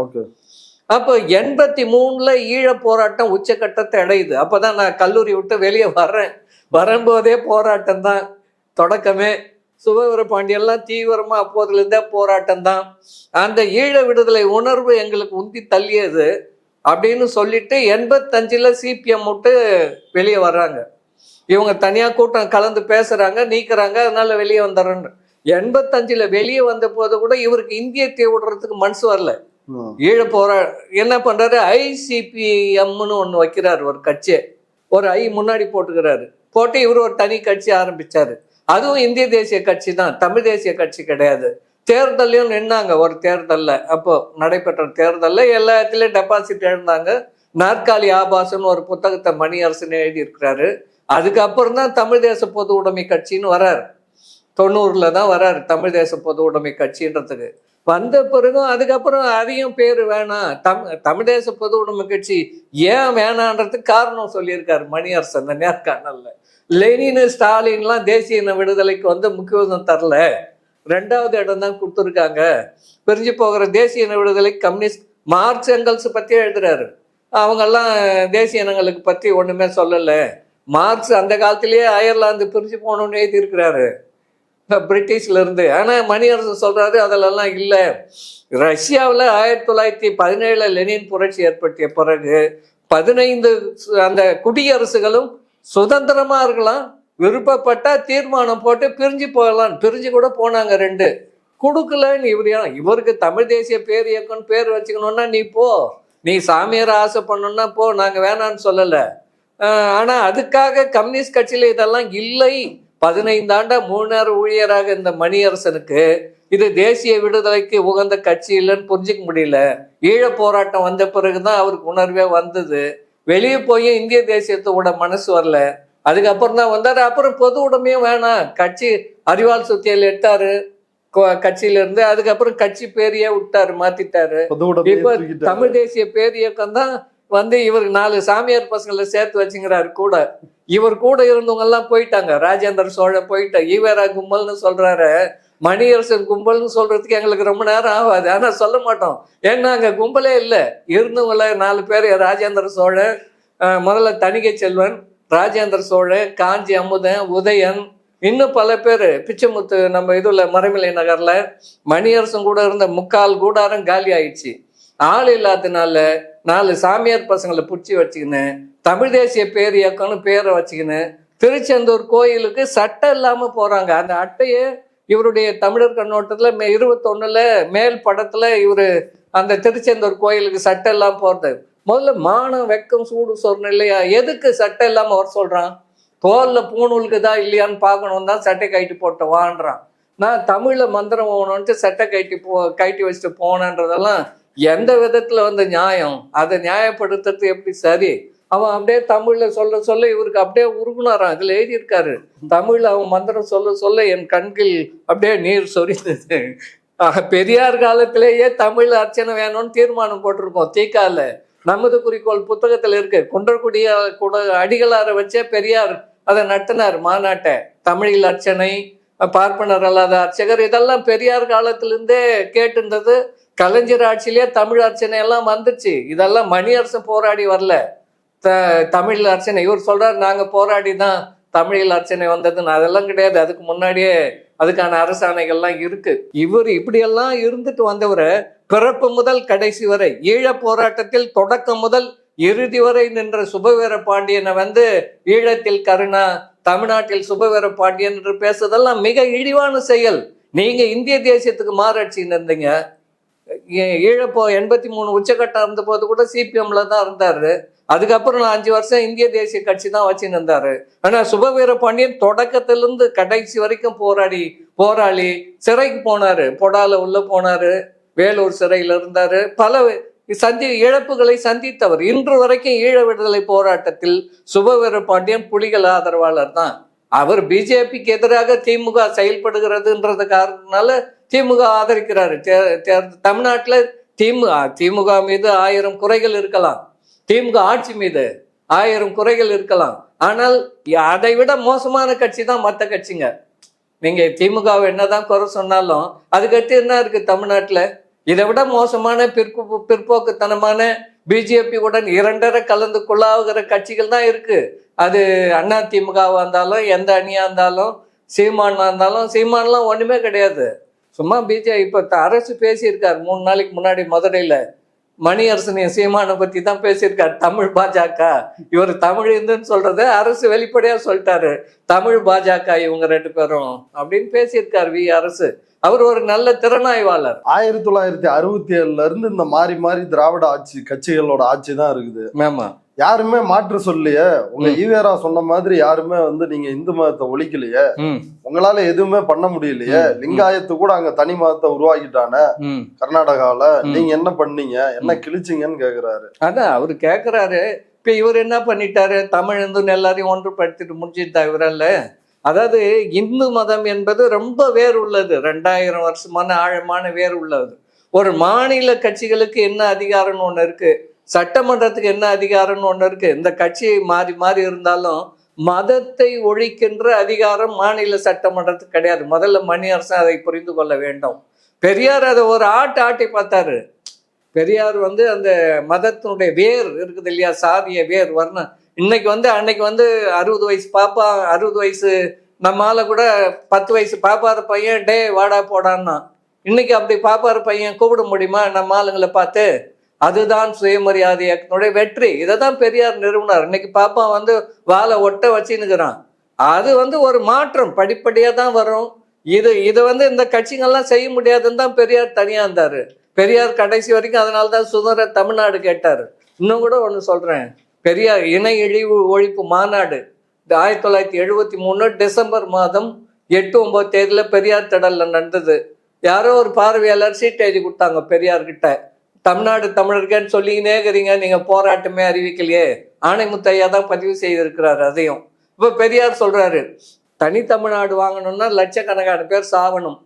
10,000 பேர் நீங்கள் ரத்தத்தில் கையெழுத்து போட்டு கொடுங்க, நாளைக்கே அறிவிக்கிறேன், நான் முதல் களபலியாக தயார், நான் முதல்ல சாவறேன் போராட்டத்துக்கு தலைமையேற்று அப்படின்னு பெரியார் பேசுற ரெக்கார்டு இருக்கு. அதனால பெரியாரை பொறுத்த வரைக்கும் அவர் தனி தமிழ்நாடு வாங்கினா தான் எதுவாக இருந்தாலும் செய்ய முடியும்ன்றதுல, இந்தியாவில் இருக்கிற வரைக்கும் எதுவும் செய்ய முடியாது, எதையும் ஒழிக்க முடியாதுன்றதுல உறுதியா இருந்தார். மணியரசன் வந்து இதுல பேசும் பொழுது, இந்த தமிழ் இந்து குறித்து பேசும் பொழுது ஒரு விளக்கத்தை வந்து கொடுக்குறாரு. சிந்து நதியைத்தான் ஈரானியர்களும் பார்சியர்களும், சிந்து நதிக்கு இந்தாண்ட வாழ்றவங்கள இந்து அப்படின்னு வந்து உச்சரிக்க ஆரம்பிச்சுட்டாங்க. வெள்ளைக்காரர்களும் இந்துஸ் அப்படின்னு சொன்னாங்க. கார்ல் மார்க்ஸ் கூட ஹிந்துஸ் அப்படின்னு வந்து சொன்னாரு. அப்ப இந்து அப்படின்றது வந்து ஒரு ஆரிய அடையாளம் கிடையாது, அது தமிழர்களுடைய அடையாளம். சிந்து என்பதுதான் திரிந்து இந்துவாக மாறியது அப்படின்னு ஒரு விளக்கத்தை கொடுக்கிறாரு. இப்ப இதுல நமக்கு ஒரு கேள்வி வருது, திராவிடம் தமிழ் தான் திராவிடமா தெரிஞ்சது அப்படின்னு அம்பேத்கர் வந்து சொல்றாரு. இப்ப இந்துவை வந்து ஏற்றுக்கொள்ள முடிந்த மணியரசனால் ஏன் வந்து திராவிடத்தை ஏற்றுக்கொள்ள முடியல? அதான் இப்ப அதுக்கும் ஆரியர்கள் தான் பேர் கொடுத்தாங்க, இதுக்கும் இந்துக்கும் திராவிடம் மட்டும் வெள்ளக்காரன் கொடுத்ததுன்னு சொல்றாரு மணியரசன். சங்க இலக்கியத்தில் இருக்குதா, அங்கக்குதா, அங்கக்குதா, எந்த இலக்கியத்தில் திராவிடன் இருக்கிறது, இப்போ எல்லாத்தையும் ஏன் வச்சுக்கிறீங்கன்னு கேட்கிறாரு. இதே கேள்வியை தான் மணியரசன் அவர்கள்கிட்ட நாம கேட்கிறோம். இந்துன்னு எந்த இலக்கியத்தில் இருக்குது? ஆழ்வார்கள் யாருன்னா சொல்லிக்கிறாங்களா? நாயன்மார்கள் சொல்லி இருக்கிறாங்களா? இந்து என்ற சொல்லே ஆங்கிலேயம் கொடுத்த வெள்ளக்காரன் கொடுத்ததும் சங்கராச்சாரியர் சொன்னதே மணியரசனே இந்த நூலில் எழுதியிருக்காரு. இப்ப சிந்து நதியில் வாழ்ந்தவர்களை குறிக்கிற சொல்லுதான் அப்படின்ட்டு அவங்களை குறிக்க தான் அது இண்டஸ் வேலி சிவிலைசேஷன் தான் இருக்கும் ஆங்கிலத்துல படிச்சோம்னா. இப்பவும் அதை சிந்து நதி கரையில் வாழ்ந்த மக்களை குறிப்பதற்கு, அது வந்து வெள்ளைக்காரன் சொல்றதுக்கு முன்னாடியே தான் தமிழர்கள் வாழ்ந்தாங்க. வெள்ளைக்காரன் சொன்னது வந்து இந்த ஆரியர்கள் குடியேற்றம் பிறகுதான் அதை சொல்றான். வெள்ளைக்காரன் எப்ப சொல்றான்? ஆரியர்கள் வந்த பிறகுதான் சொல்றான். அதுக்கு முன்னாடி நமது வந்து சிந்துவெளி நாகரிகம் வந்து மிக பழமையானது, கிமு 1500க்கு முன்னாடி. ஆனா அவன் வந்து அதை பத்தி சொல்லல. மணியரசன் வந்து அவர் வந்து சொல்றாரு எங்களை தான் அப்படி சொன்னாங்கன்ட்டு. இன்னைக்கு இந்துன்னா தமிழர்கள் மட்டுமா? இந்தியாவில் இருக்கிற எல்லாரையும் இந்துன்னு தான் சொல்லுது. இன்னும் மணியரசன் இதுல வந்து சொல்றாரு, இந்துல வந்து செக்குலரிசம் இருக்கு, இதுல மதமே இல்லை. இதெல்லாம் இந்த புத்தகத்துல எழுதியிருக்காரு. பக்கம்லாம் கூட குறிச்சின்னு வந்திருக்கேன். நேரம் இல்லை, நூலா எழுதிடலாம். இந்துன்றது வந்து மதசார்பற்ற சொல்லு மணியரசன் சொல்றது. இந்து என்பது மதசார், உண்மையிலேயே இந்து என்பது மதசார்பற்ற சொல்லா? நீங்க ஆபத்தில்லாத கருத்து இல்ல, நீங்க சொல்லுங்க, இந்து என்பது மதசார்பற்ற சொல்லா? அதுதான் இந்துனாலே ரிலீஜியன் தானே. நீங்க ரிலீஜியன் இடத்துல என்ன போடுறீங்க? இந்து தானே போடுறீங்க, மதம் சார்ந்தது தானே. இவரு தமிழ் இந்துன்னா இன்னும் ஒரு படி மேல போய் ஆபத்து இல்லாத கருத்தியல்ன்றாரு. ஆமா, அதான். அது எப்படி ஆபத்து இல்லாம இருக்கும்? அவன் இந்து ராஷ்டிரான்னு சொல்றான், இதை தானே இந்து ராஷ்டிரான்னு சொல்றான். நீங்க இந்து தமிழ் தேசம்னு சொல்றீங்க, அவன் இந்து இந்திய தேசம் அகண்ட பாரதம் சொல்றோம், அவ்வளவுதான். இல்ல நமக்கேத்த மாதிரி மாத்திக்கலான்றாரு. ஆரிய ஆதிக்கத்தை நீக்கி விட்டால் நீக்க முடியாது. நீங்க வந்து அதாவது இந்துல இருந்து ஆரியத்தை எப்படி பிரிப்பது, அதற்கு என்ன வழி இருக்கு? முதல்ல இங்க நீங்க வந்து பக்தி இலக்கியம் தான் மணியரசன் சொல்றாரு தமிழர்களுக்கு வேத நூலா. இந்த நூல்ல சொல்லியிருக்காரு தேவாரம், திருவாசகம், 4000 திவ்ய பிரபந்தம் இதுதான் தமிழர்களுக்கான வேத நூல்னு எழுதியிருக்காரு. இதுல திருக்குறளை கூட விட்டாரு. அப்ப இதுல வந்து ஆரிய பெரிய புராணத்துல இருக்கிற ஆபாசம்லாம் பெரியார் பக்கம் பக்கமா கிழிச்சிருக்கு. ஆமா, அதையெல்லாம் வந்து மணியரசன் வந்து இதுதான் நமக்கு வேத நூலு அப்படி. இதை நீங்க வேத நூலாக ஏற்றுக்கொண்டால் நால்வர்ணத்தை நீங்கள் எப்படி ஒழிக்க முடியும்? இப்ப ஞான சம்பந்தன் 16 வயசு பையன்தான், அப்பயே அவனை தீ வச்சு எரிச்சிட்டாங்க அவன் பண்ண அக்கிரமத்துக்காக. அவன் வந்து அவன் பாடின தேவாரத்துல எல்லாம் என்ன இருக்கு? கடவுள் இல்லை என்று சொல்லுகிறவன் மனைவியை நான் பெண்டால வேணும், எனக்கு வரம் தருள்வாய்னா எழுதியிருக்கிறான். அப்ப எவ்வளவு கொடூரமா தேவாரத்துல எழுதியிருக்கிறான். அதை வந்து நீங்க வேத நூல்னு சொல்றீங்களே, இதெல்லாம் எந்த விதத்துல? இத வந்து தமிழருக்கான வேதம் அப்படின்னு அதை நம்ம போற்றணும்னு எழுதுறதெல்லாம் வந்து அதுலதானே வர்றது கற்பழிக்க திருவுளமே. ஆமா, கற்பழிக்க திருவுளமே அப்படிதான் வருது. அது எல்லாமே இறைவன்கிட்ட வேண்டாம். அப்ப ஆரியர்கள் அங்க வேண்டதுக்கும் எதிரிகளை அழி, எனக்கு வரம் கொடு, இவன் கோட்டை கட்டிங்கிறான் அதை உடை. அப்பெல்லாம் எப்படி தஸ்யுகளுக்கு எதிராக ஆரியர்கள் பண்ணாங்களோ அதை வந்து இவனுங்க வந்து தமிழர்களுக்கு எதிராக இதுல தேவாரத்துல எழுதி இருக்கிறாங்க. அதை போய் தமிழர்களுக்கான வேத நூலா பகவத்கீதை ஏத்துக்க முடியாது, இதை ஏத்துக்கணும் அப்படின்னு சொல்றாரு. முன்னொரு முறை தமிழர் கண்ணோட்டத்தில் எழுதினார் கிருஷ்ண கற்பாகரான், அதனால அவனுக்கு கிருஷ்ணனை நீங்க ஏத்துக்கிட்டாலே பகவத்கீதை ஏத்துக்கிட்டு தான் ஆகணும், அதை விட்டுட்டு எப்படி நீங்க இது பண்ண முடியும்? இது போலெல்லாம் குதர்க்கமா முன்னுக்கு பின் முரணா நிறைய வந்து மணியரசன் தனக்கு ஏற்ற மாதிரி வளைச்சு எழுதிக்கிறது. பெரியாரை பத்தி அநியாயமா ஒரு குற்றச்சாட்டு சொல்லுகிறாரு. விடுதலை புலி பிரபாகரன் எல்லாம் பெரியாரை வந்து அதை மட்டும் சொல்லிடணும்னு நினைக்கிறேன் நான். ஏன்னா அது மிக முதன்மையானது. இந்த தேசியம்ன்ற சொல்ல பத்தி பெரியார் 1934, 35 எழுதந்த வச்சு மணியரசன் வந்து சொல்றாரு, தேசியம் என்றாலே வடிகட்டின அயோக்கியத்தனம் என்ற வரையறை கொடுத்தவர் பெரியார் அப்படின்ட்டு சொல்லிட்டு என்ன சொல்றாருன்னா, பெரியார் வந்து 1934, 35 எழுதந்த மணியரசன் வந்து எடுத்து மேற்கோள் காட்டுறாரு. அதுல வந்து பெரியார் சொல்லாதெல்லாம் பெரியார் சொன்னதா எழுதியிருக்கிறாரு. இந்த தமிழ் இந்த ஏன்ல பக்கம் வந்து 56 இது ஆணைமுத்தையா பெரியார் ஈவேர சிந்தனைகள் 380 பக்கம் 385 இந்த முதல் தொகுதி. அதுல இருந்து எடுத்து சொல்றாரு, இத்தாலியின் தேசப்பற்றை பேசிய மாஜினி, துருக்கியின் தேசை பற்றி பேசிய கமால் பாட்சா, சீனத்தின் தேசப்பற்றை பேசிய மாசேதுங், வியட்நாம் தேசப்பற்றை போற்றிய ஓசிமின், பாலத்தீனத்தின் தேசப்பற்றை பேசிய யாசர் அரபத், தமிழீழ தேசப்பற்றை பேசிய பிரபாகரன் எல்லோருமே பெரியார் வரையறுப்பின்படி வடிகட்டின அயோக்கியர்கள், பிழைப்பிற்கு வழியில்லாதவர்கள், இழி பிழைப்பிற்காக தேசியத்தை தேர்ந்தெடுத்து என்ன ஆராய்ச்சி அறிவியல் அப்படின்ட்டு எழுதுறாரு. ஆனா பெரியார் எழுதுந்து 1934, 35 மணியரசனே இதுல சொல்லியிருக்காரு. ஆணைமுத்தையா சிந்தனைகளுக்கு கொண்டாந்துக்கிறேன். அவர் அப்ப தமிழ் தேசியமே கரு கொள்ளல. அப்ப இந்த இவர் சொல்ற பேர் ஒரு பேரும் அந்த கட்டுரையில் இல்லை. அந்த 5 பக்கத்துலயும் மணியரசன் மீண்டும் கூட படிக்கிட்டோம், எந்த பேரும் கிடையாது. அன்றைக்கு இருந்த இந்திய தேசியம் காங்கிரஸ் அதுதான் இருந்தது. இந்திய தேசியன்ற பேரால அவங்க இதுல வயிற்று பிழைப்புக்குன்னு அவர் சொன்னதுக்கு காரணம் பல பேர் இந்த முழு நேர ஊழியரா சம்பளம் வாங்கிட்டு இருந்தாங்க. அதை அவர் கொச்சை வழியில சொல்லியிருக்கிறார் பெரியார், வயிற்றுக்கு பிழைப்பு இல்லாதவர்கள் இது.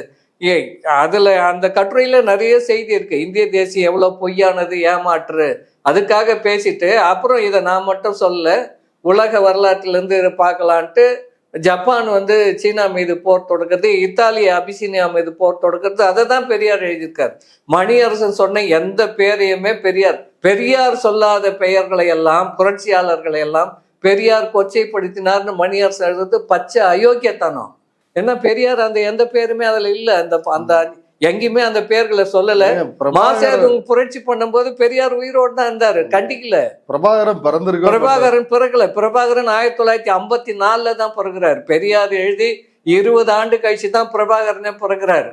பெரியார் இருந்திருந்தால் கண்டிப்பா ஈழ விடுதலை ஆதரிச்சிருப்பார். ஏன்னா பெரியார் தமிழ்நாடு தமிழருக்கேன்னு பேசினவர் இறுதி வரை.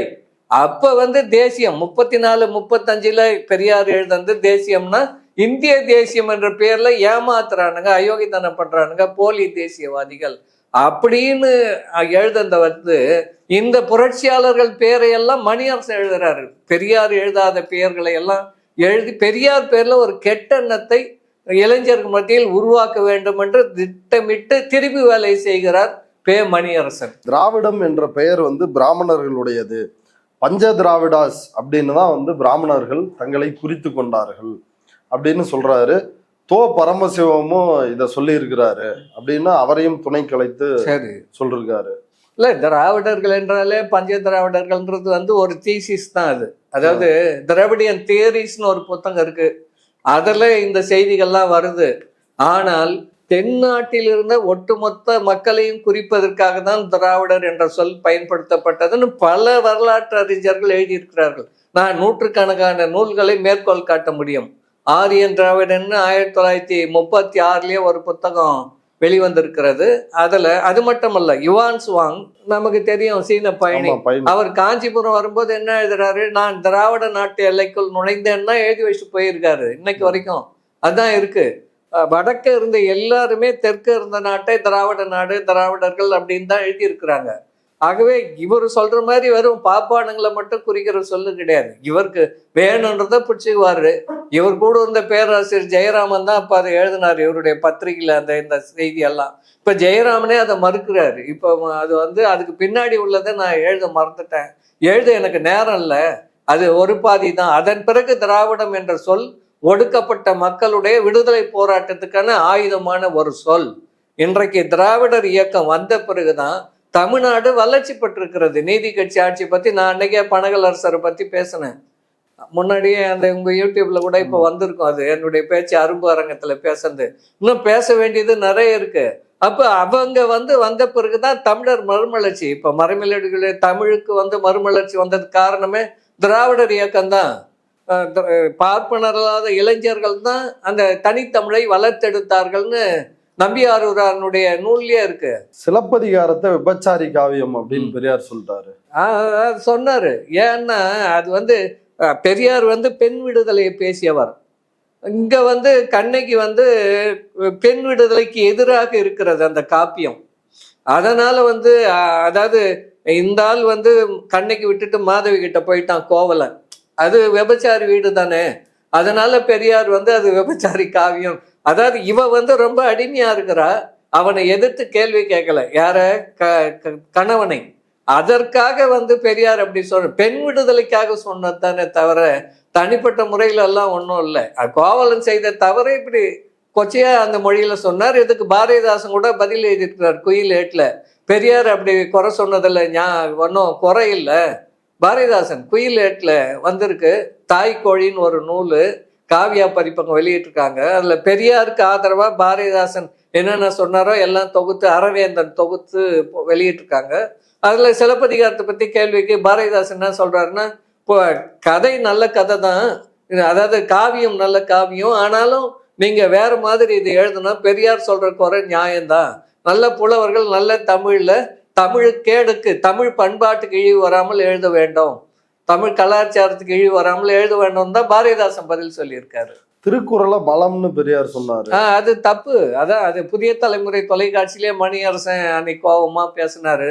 அது ஆணைமுத்தையா சிந்தனைகள்ல தான் இருந்து மணியரசன் அதை காட்டினாரு. அப்படியெல்லாம் அதுல திருக்குறளை பெரியார் ஒரு நாளும் மலம்னு சொன்னதே கிடையாது. கம்பராமாயணத்தோன்னா சொன்னாரு இதுல நல்ல கருத்துகள் இருக்கிறது அப்படின்னு பல பேர் சொன்னப்ப அவர் என்ன சொன்னார்னா, மலத்துல போய் அரிசி பொறுக்கலாமா அப்படின்னு. அது வடக்கத்திய கதை, அது எதுக்கு நம்மள பார்ப்பனிய கதையை அடிமைப்படுத்துறது? திருக்குறளுக்கு மாநாடு நடத்தணுன்றே பெரியார் தான். 1949 2 நாள் 25,000 பேர் கலந்து கொண்டார்கள். மிகப்பெரிய மாநாடு. தமிழ்நாட்டிலிருந்து அத்தனை அறிஞர்களை அழைத்து நடத்தினார். அந்த மாநாட்டு தீர்மானங்கள் தான் திருக்குறளை பரப்பணும், திருக்குறள் பரிமேலழகர் உரைக்கு மாற்று உரைகள் வரணும், ஏன்னா அது பார்ப்பனிய சார்பான உரையா இருக்கு. தீர்மானம் போட்டு தான் அதுக்கப்புறமா புலவர் குழந்தை, நாவலர் நெடுஞ்செழியன், கலைஞர் எல்லாம் நிறைய உரைகள் வந்தது. அந்த தீர்மானத்தின் ஒரு பகுதி தான் பாடத்திட்டத்துல திருக்குறள் 1950 அவினாசி லிங்கம் 6ஆவதுலேருந்து 10ஆவது வரைக்கும் மனப்பாட பகுதியா ஒரு 10 பாட்டை வைத்தார்கள். பெரியாருடைய தீர்மானம்.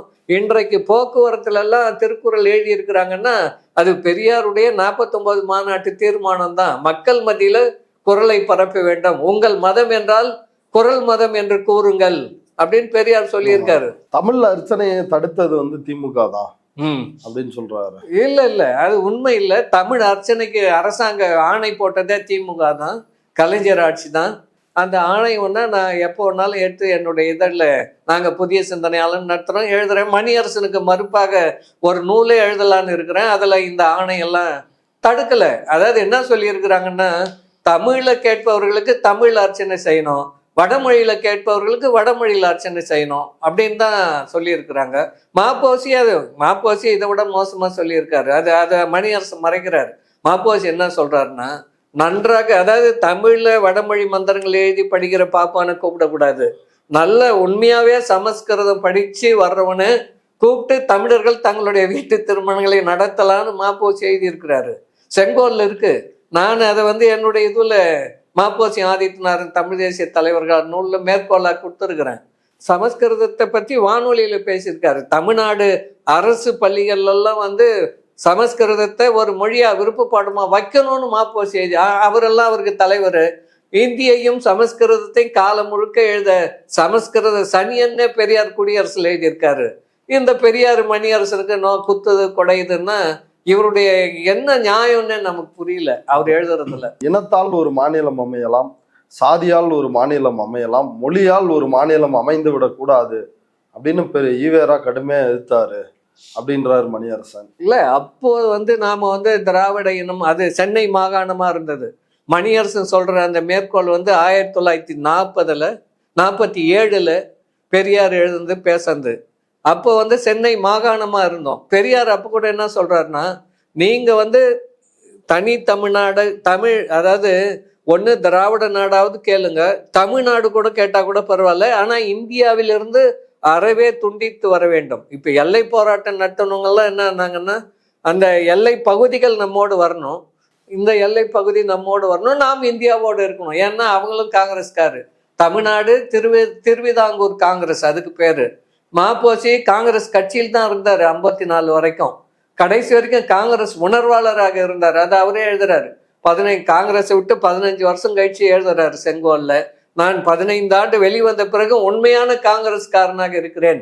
பெரியார் என்னென்ன போராட்டங்களை அறிவித்தாரோ அத்தனை போராட்டங்களுக்கு எதிராக நான் தான் போராட்டம் நடத்தினேன், காங்கிரஸ் நடத்தல, ஆகவே நான் தான் உண்மையான காங்கிரஸ்காரன் மாப்போசி எழுதுறாரு. அப்ப எல்லை போராட்டங்களை நடத்தியவர்கள் தனித்தமிழ்நாடு கேட்பதற்கு எதிராக, அதனால்தான் பெரியார் சொல்றாரு, நம்முடைய கோரிக்கையை கொள்கையை சிதைப்பதற்காக அவர்கள் அப்படி செய்கிறார்கள். அவங்க வந்து தனி தமிழ்நாடு கேட்டா, நான் தனி திராவிட நாடு கேட்டாலோ தனி தமிழ்நாடு கேட்டாலோ நான் ஆதரிக்க தயாருன்னு தான் எழுதியிருக்கிறாரு. மொழியால் நாடு வேணான்னு பெரியார் சொல்லல. பின்னாடி அப்ப ஏன் தமிழ்நாடு தமிழர்கேன்னு சொல்றாரு? 38 சொன்னவர் 56 நவம்பர்ல இருந்து 73 வரைக்கும் தமிழ்நாடு தமிழர்கேன்னு சொன்னாரு. மொழியாலும் இனத்தாலும் நாடு தான் தமிழ்நாடு. ஆகவே அது பெரியார் அதுக்கு எதிரி கிடையாது. எப்போ சொல்றதெல்லாம் கொண்டாந்து சொல்லக்கூடாது. அவங்களுடைய பரிணாம வளர்ச்சி என்னன்னு பார்க்கணும். இப்ப மணியரசன் சிபிஎம்ல 15 வருஷம் இருந்தாருன்னு சொல்றேன். இன்னைக்கு நான் சொல்றேன் மணியரசன் இந்திய தேசியவாதி தான், அவர் தமிழ் தேசியவாதியே கிடையாது, ஏன்னா அவர் சிபிஎம்ல இருந்தாரு அப்படின்னு சொன்னா அது எப்படி நியாயம்? மணியரசனுடைய பரிணாம வளர்ச்சி என்னன்னு நாம பாக்குறோம். அவர் வந்து கழுது தேஞ்சு கட்டெரும்பான மாரி இப்ப போயிட்டு இருக்கிறாரு. பெரியாருடைய பரிணாம வளர்ச்சி என்பது தனி தமிழ்நாடு நாக்கி, யாருடைய பரிணாம வளர்ச்சின்னு ஒண்ணு இருக்கு இல்லையா? கடைசியில எதை நீங்க முதல்ல சொன்னதெல்லாம் எடுத்து வச்சுக்க கூடாது, பின்னாடி என்ன சொல்றாங்கன்னு தானே பார்க்கணும். காங்கிரஸ் வந்து போராடி விடுதலை வாங்கினாங்க, எங்களுக்கு விடுதலையே வேணாம், நாங்க வந்து பிரிட்டிஷே வந்து எங்களை ஆளட்டும்னு பிரிட்டிஷ்காரனோட அடிமையா இருந்தார் பெரியாரு அப்படின்னு இன்னொரு குற்றச்சாட்டை வைக்கிறார் மணியரசன். அப்படியெல்லாம் பெரியார் வந்து சொல்லல, என்னைக்குமே பிரிட்டிஷ்காரனே இருக்கணும்ட்டு. மணியரசன் வந்து உண்மைக்கு மாறா சொல்றாரு. இது ஆணைமுத்தையாவுடைய பெரியார் ஈவேரா சிந்தனைகள் தொகுதி 2 பக்கம் வந்து 710-11. வெள்ளையன் எங்களுக்கு வேண்டாம், அவன் எதற்கும் எங்களுக்கு தேவையில்லை, நாட்டை ஆண்டு வந்த நாங்கள் வெள்ளையன் வந்த பிறகு பியூனாக, பட்லராக, கான்ஸ்டபிளாக இருக்கின்றோம். ஆனால் பிச்சை எடுத்த கூட்டத்தார் பார்ப்பனர் ஹைகோர்ட் ஜட்ஜாகவும் அட்வொகேட்டர் ஜெனரலாகவும் திவானாகவும் மந்திரியாகவும் சங்கராச்சாரியாகவும் பவான்களாக இருக்கின்றனர். அதனால வெள்ளையன் எங்களுக்கு வேணாம் அப்படின்னு சொல்லி 46லயே பேசியிருக்கிறாரு. கும்பகோணத்தில் 18/8/1946 சொற்பொழிவு, குடியரசு 19/10/1946. வெள்ளையன் பார்ப்பானுக்கு உடந்தையாக இருக்கிறான். இது வெள்ளை ஆரியனும் மஞ்சள் ஆரியனும் உள்ள ஒப்பந்தம். இந்த சுதந்திரத்தை பற்றி பெரியார் சொன்ன வார்த்தை இனி ஏற்பட போவது கூட அந்த ஒப்பந்தம் தான். மற்ற பேச்சுக்களெல்லாம் தந்திரம். அதனால வெள்ளையன் இந்த நாட்டை விட்டு போய்விடுகிறேன் என்று சொல்லுவது மற்ற வல்லரசுகளும் அவன் செய்து கொண்ட ஒப்பந்தம். என்ன இந்த 2ஆம் உலக போர்ல போடுறாங்கல்ல, சண்டை நீங்கினவுடன் அவர்கள் நாட்டை அவர்களும் விட்டு விட வேண்டும் என்ற நிபந்தனை செய்து கொண்டார்கள்.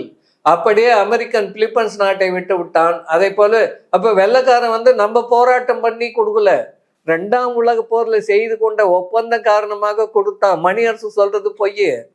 2ஆம் உலக போர்ல சொன்ன ஒப்பந்தம் காரணமாக கொடுத்தான் என்பதுதான். அதனால பெரியார் வந்து அதுல தெளிவா சொன்னாரு, வெள்ளையன் வந்து தொடர்ந்து இருக்கணும் அப்படின்றதெல்லாம் அவருக்கு வந்து ஒன்றும் ஆசை கிடையாது. அவன் போட்டோம், வெள்ளையன் எங்களுக்கு வேணானே தெளிவா சொல்லி இருக்கிறாரு. இன்னும் கூட நிறைய அதை பத்தி இருக்கு செய்தி. அவன் எப்படியெல்லாம் ஏமாத்துறான், எப்படியெல்லாம் பணம் பறிச்சிட்டு போயிட்டான் அப்படின்லாம் பேசியிருக்கிறாரு. கடைசி வரைக்கும் வெள்ளையன் தான் இருக்கணும் அப்படின்னு சொன்னாருன்றதுனால தவறு. 64 இந்திய எதிர்ப்பு போராட்டத்தின் போது பெரியார் இன்னும் 4 காலி பசங்களை வந்து சுட்டு தள்ளுங்க, போலீஸ் என்ன கை பூ பறிச்சிட்டு இருக்குதா அப்படின்னாரு. அப்புறம் அருவாளை தூக்கி காட்டி இவங்க எல்லாம் வெட்டணும் அப்படின்னு பெரியார் சொன்னாரு அப்படின்னு மணியரசன் குற்றம் சாட்டுறாரு. போராட்டம் பெரியார் வந்து 38ல் ஒரு ஆண்டு நடத்தினார் இந்திய போராட்டம். எந்த உயிரிழப்பும் கிடையாது, எந்த வன்முறையும் கிடையாது. 48ல் நடத்தினார் பெரியார். திராவிடர் கழகம் தான் பொறுப்பேற்று நடத்தினாங்க. அதுலேயும் எந்த விதமான உயிரிழப்பும், காவல்துறை அடி அதெல்லாம் கொடுப்பான் வாங்கிக்குவாங்கன்னு வச்சுங்களேன்.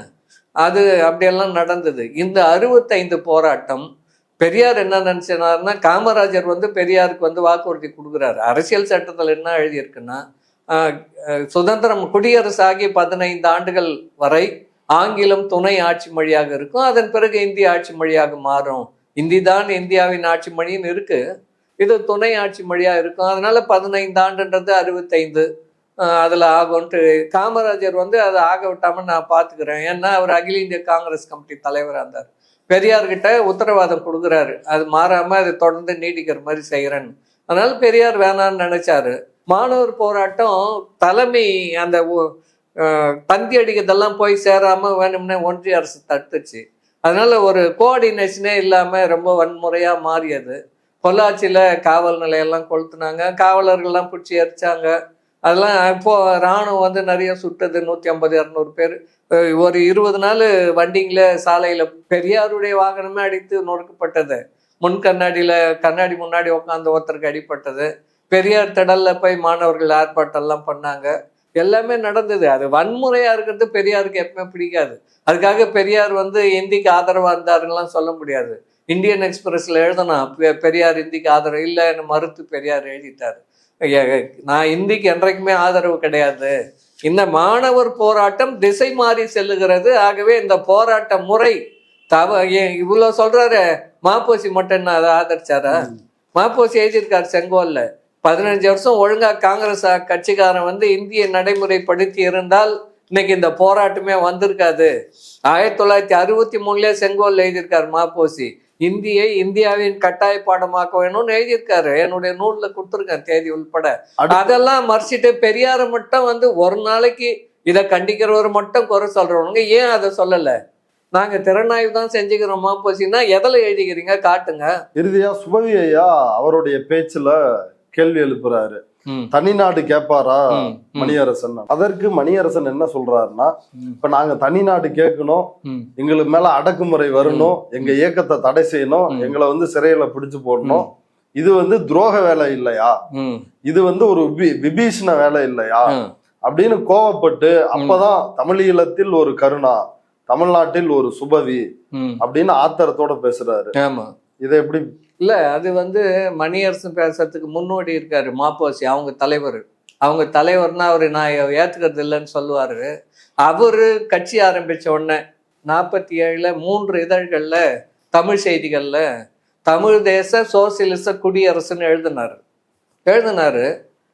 இந்தியாவிலிருந்து பிரிஞ்சு எப்படி அமைக்கிறது எல்லாம் 3 கட்டுரை வந்தது.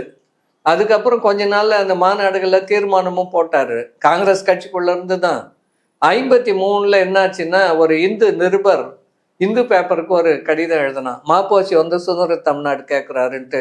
உடனே மறுநாளே பதறி அடிச்சு, ஐயோ ஐயோ ஐயோ நான் என்னைக்குமே கேட்கல, நான் வந்து பிரிவினைக்கு எதிராக தான் இந்த இயக்கத்தையே ஆரம்பித்தேன். எதை? அந்த அவருடைய அந்த இயக்கம் இருக்குது இல்லையா, தமிழரசு கழகம், பிரிவினைக்கு எதிராக தான் இதை ஆரம்பித்தேன், நான் ஒரு நாளும் கேட்கல, இந்து நிருபர் எழுதி அனுப்புறது தப்பு தவறு அப்படின்னு எழுதினார். அப்போ குத்தூசி குருசாமி விடுதலையில் எழுதினார், இது 1953. பொய் பொய் பொய், அந்த தலையங்கத்துக்கு பேரே பொய் பொய் பொய்ன்னு போட்டு மாப்போசி இந்து ஏட்டில் இப்படி எழுதியிருக்காரு. அந்த தமிழ் அவருடைய இதழில் அந்த இதழில் அவர் எழுதினார் இல்லையா, தமிழ் முரசு ஏட்டில் 3 தலையங்கத்தில் தமிழ் தேச சோசியலிச குடியரசு பற்றி எழுதுனதை எடுத்து போட்டார். யாரு? குத்தூசி குருசாமி. உடனே மாப்போசி கோவம் வந்துச்சு, எனது போராட்டத்தில் எழுதியிருக்கிறாரு, விடுதலை ஏடும் என்னுடைய முகத்தில் குத்தி விட்டது. நீ உண்மையா கேட்கறவனா இருந்தா கேட்கணும் தானே, இல்லையா? நான் கேட்டது உண்மை. பெரியார் ஒரு நாளும் வாழ்நாள்ல நான் சொன்னது தவறுன்னு ஒத்துக்கிறதே கிடையாது. நான் சொன்னதான், அதுக்கு என்ன தண்டனை ஒன்னா கொடுத்துட்டு போ அப்படின்னு வர. ஆனா இவங்க வந்து இப்ப மணியரசு இப்ப புலம்புற மாதிரி தான் மாப்போசி அன்னைக்கு புலம்புனாரு, போய் விடுதலை ஏடு இருக்கிறத தானே நீ எழுதுந்த அவங்க எடுத்து போட்டாங்க, அதுல குத்துறது என்ன இருக்கு, என்னை காங்கிரஸை விட்டு நீக்குவதற்கு சதி செய்கிறார்கள் அப்படின்னு அன்னைக்கு மாப்போசி எழுதினாரு. ஏன்னா இப்ப காங்கிரஸ் கட்சிக்குள்ள இருந்தாரு, 54 தான் வெளியேற்றுறாங்க. மணியரசனோட ஸ்டேட்மெண்ட் எப்படி? மணியரசன் அதான் அதுக்கு வந்துடுறேன். இதே தான் மணியரசனுடைய. இப்ப சுபவீர பாண்டியன் என்ன சொன்னார்னா, நாங்க தமிழ்நாடு கேட்கல, திராவிடர் இயக்க தமிழர் பேரவை தமிழ்நாடு கேட்கல என்ற சூழல்ல அதுக்கான வலிமை இல்லை, கேட்க முடியல, விட்டுட்டோம். நீ சுதந்திர தமிழ்நாடு கேட்கறது இருந்தா தைரியமா இருந்தா வெளிப்படையா அறிவி. நீ வந்து வீரபாண்டியனுக்கு தைரியங்க தான் பேசுறாருல, மணியரசனுக்கு தைரியம் இருந்தா தனித்தமிழ்நாடுன்னு கேளு, அறிவி அப்படின்னு சுபவி வந்து அந்த கூட்டத்துல பேசினாரு முத்தமிழ் பேரவையில. நீ அறிவிக்க வேண்டியது தானே, நல்லா அறிவிக்கிறேன், சுமனங்காட்டி இறையாண்மை உள்ள சோசியலிச இறையாண்மை உள்ள தமிழ் தேசம் சும்மா பேருக்கு தான். சாமியார் பசங்க கூட சேர்ந்து கோயிலுக்கு போறது, கூத்தடிக்கிறது, இவங்கள கூத்தடிக்கிறதுன்னு சொல்றேன்னா சுபவியை அப்படியெல்லாம் இவர் பேசுறாரு, அவ்வளவு மட்டரகமா பேசுறாரு. அதனால நாம மணியரசனை வந்து நான் அமைவானெல்லாம் பேசல, பேசவும் மாட்டேன். ஆனா அவர் வந்து அவ்வளவு கீழே இறங்கி பேசுறதுனால சொல்றேன். இவர் வந்து இறையாண்மை உள்ள தமிழ் தேசியம்னா அதுக்கு என்னன்னு விளக்கம் கொடுக்கணுமா இல்லையா? சுபவீர பாண்டியனை போய் என்னை காட்டி கொடுக்க பாக்குற, என்னை வந்து இந்திய அரசு எங்க இயக்கத்தை தடை செய்யணும்னு பாக்குற, நீ வந்து துரோகி, ஈழத்தில் கருணா தமிழ்நாட்டில் துரோகி அப்படின்னு பேசுறதெல்லாம் நியாயமே? நீ தான் வீரம் உள்ளவனாச்சே, நீ தான் இறையாண்மை உள்ள தமிழ்நாடுன்றிய, அது தமிழ்நாடு தானே. இறையாண்மை உள்ள தமிழ்நாடு என்பது தனி தமிழ்நாடு தான், அதுக்கு ஒரு மறைமுக பெயர் தான் அது, இல்லையா? அதை வந்து வெளிப்படையா சொல்றதுல என்னாக்குது? பெரியார் வந்து 62 பிரிவினைவாத தடை சட்டம் நாடாளுமன்றத்தில் இயற்றப்பட்டது. திமுக பிரிவினை கோரிக்கையை கைவிட்டாங்க. அந்த கொள்கை கருத்து அப்படியே இருக்கு, எங்களால முடியாது, நாங்க கைவிடுறோம்ட்டாங்க. பெரியார் சொன்னாரு, எந்த பிரிவினை தடை சட்டம் வந்தாலும் நான் பிரிவினையை கைவிட மாட்டேன், என்னன்னா பிடிச்சி ஜெயில போடு பரவா. அவர் வீரனா நீ வீரனா? அந்த பெரியார குறை சொல்றதுக்கு இந்த மணியரசனுக்கு என்ன தகுதி இருக்கு?